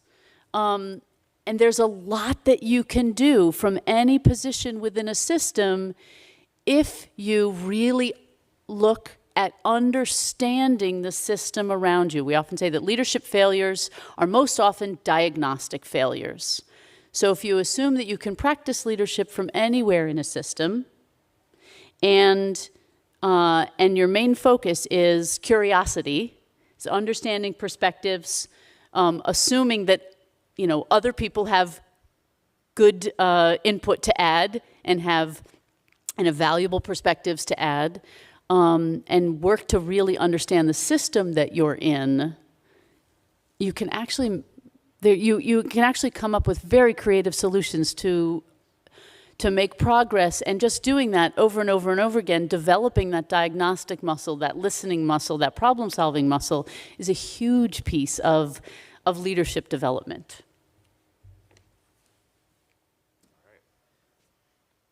Thank you. It was a really interesting, engaging conversation, and certainly you touched on some of the things that we were getting questions about. We've got about 5 minutes left, so I was just going to ask if you could finish with, if you were to choose, one tip, one piece of advice for burgeoning leaders on how to manage the stress of being responsible for many different people and projects at once, and ensure that voices are being heard and inclusivity is attended to. If you could just choose one tip, what would that be? Sorry, we've got 5 minutes. So Okay, that's why I'll jump in on a very different thing that we haven't talked about. It's a little bit about managing. It's more about managing the projects and the teams than managing the self piece. I would suggest that in those really tough situations, listen for the losses. Right, you're listening to perspectives. You're listening to other people. People are not afraid of change. People are afraid of loss. Humans are extremely loss averse. So listen for where people are speaking to loss and put your energy and curiosity there to understand where you're going to hit your roadblocks and where there are some opportunities to reduce some of that stress and build resilience. Mine is delegate. Figure out who on your team can be trusted to grow and who you want to invest that opportunity to grow in, because like Mitzi said, leadership can come from all levels, and you want to, it's your obligation as a leader to develop future leaders and to make sure that your organization has that bench strength, has more perspectives in it. So the more you can comfortably delegate, the more successful you'll be as a team. That's not saying you hands off and you don't make sure things are happening, but you really have to delegate to be successful. I've seen amazingly intelligent people that can't delegate, and so pardon the word, but it becomes a dumpster fire. Like, one person cannot succeed by themselves. You need the team. My tip, which is a tip to myself, and I will share with you, is a lot like Mitzi's. Slow down and listen, and stop the noise in your head. So much noise, more and more nowadays. Just try to let the noise go, and listen to yourself. Listen to everyone around you, human or otherwise, and things will become more clear. Got to open up the space. So many of the good ones have been taken, but I've got one. So I'm going down a little different pathway, because I was a leader and I am a leader, but I also saw tons of different leadership styles, locally, regionally, and nationally. And I would posit valuing humanism. If you don't have it and care about people, you will never be a great leader. And then built into that term, I think I may have used earlier, psychological safety, making that an explicit priority. Because during stressful times, people need that. And if I could just make a little concluding thing about resilience. Part of the definition I gave was successfully adapting to stressors and having, maintaining psychological well-being in adverse times. I would posit that, and I hope the conference will address this, that this is like the most extraordinary time we've been in, and certainly as a leader. Because usually we talk about resilience because, somebody's on a burnout path in their career, or they've just overloaded their plate and they need to sort of learn how to slow down and smell the roses, or there's been a disaster and they've got to respond to it.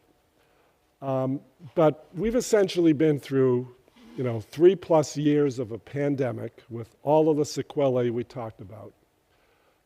Earlier in the year, 2023, we went through an unusual winter event that got a lot of power out in Vermont and very, very cold wind chills. And then a very unusual warming event where half the apple crop disappeared. Then we had this humongous flood. And then some of the same impacted populations had to repeat it all over again. So, and that's only like 5 things I've mentioned. There's probably others in the climate change and other arenas that have happened. So I would just posit that we're not just dealing with resilience here. We're dealing with a population that's just had things thrown at them with great frequency and intensity. And I don't know, I find as a leader that to be very challenging, to actually be able to employ all of the skills I might have and all of the knowledge of what to do and help not only Vermonters, but my own department, who also went through a host of other activations of emergency preparedness and other epidemics like Mpox. It's really hard. And I just want to be honest about that. It's really hard. And I think these times are just so much more challenging than just the traditional resilience example. And I hope we can learn ways to sort of deal with a populations that's been impacted repetitively over a relatively brief time span. Thank you. Thank you so much. In a moment, I'm just going to hand over to Simon to summarize, to let you know about lunch plans in this afternoon. But before we do that, I want to just take a couple of minutes to say thank you to our panel. They have brought all sorts of experiences and skills and qualities to this discussion. I'm feeling incredibly inspired. I hope some of you all are as well. I appreciate the time that you've given to us this morning and your willingness to come and share your experience and, your leadership at the state level. I appreciate, and I think we all do, that you bring the perspectives you do to the work that you do in our state. So thank you.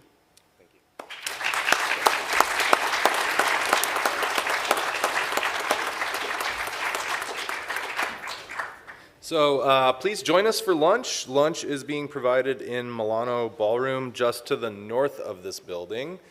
Just ask for directions. Yeah, just this way. Our afternoon sessions will start up again at 1 o'clock today. We're hosting several sessions on bringing resilience into the classroom and into our places of employment. We'll be talking about the connections between public health and our responses to natural disasters. And those sessions will take place in Milano Ballroom where lunch is being held. Here in this building in MAC 005 on the ground floor, we'll be exploring the Indigenous perspective on topics such as identity, our connections to our community, and also environmentalism. So stick around and please join us this afternoon, and can't wait to see you and talk to you all at lunch.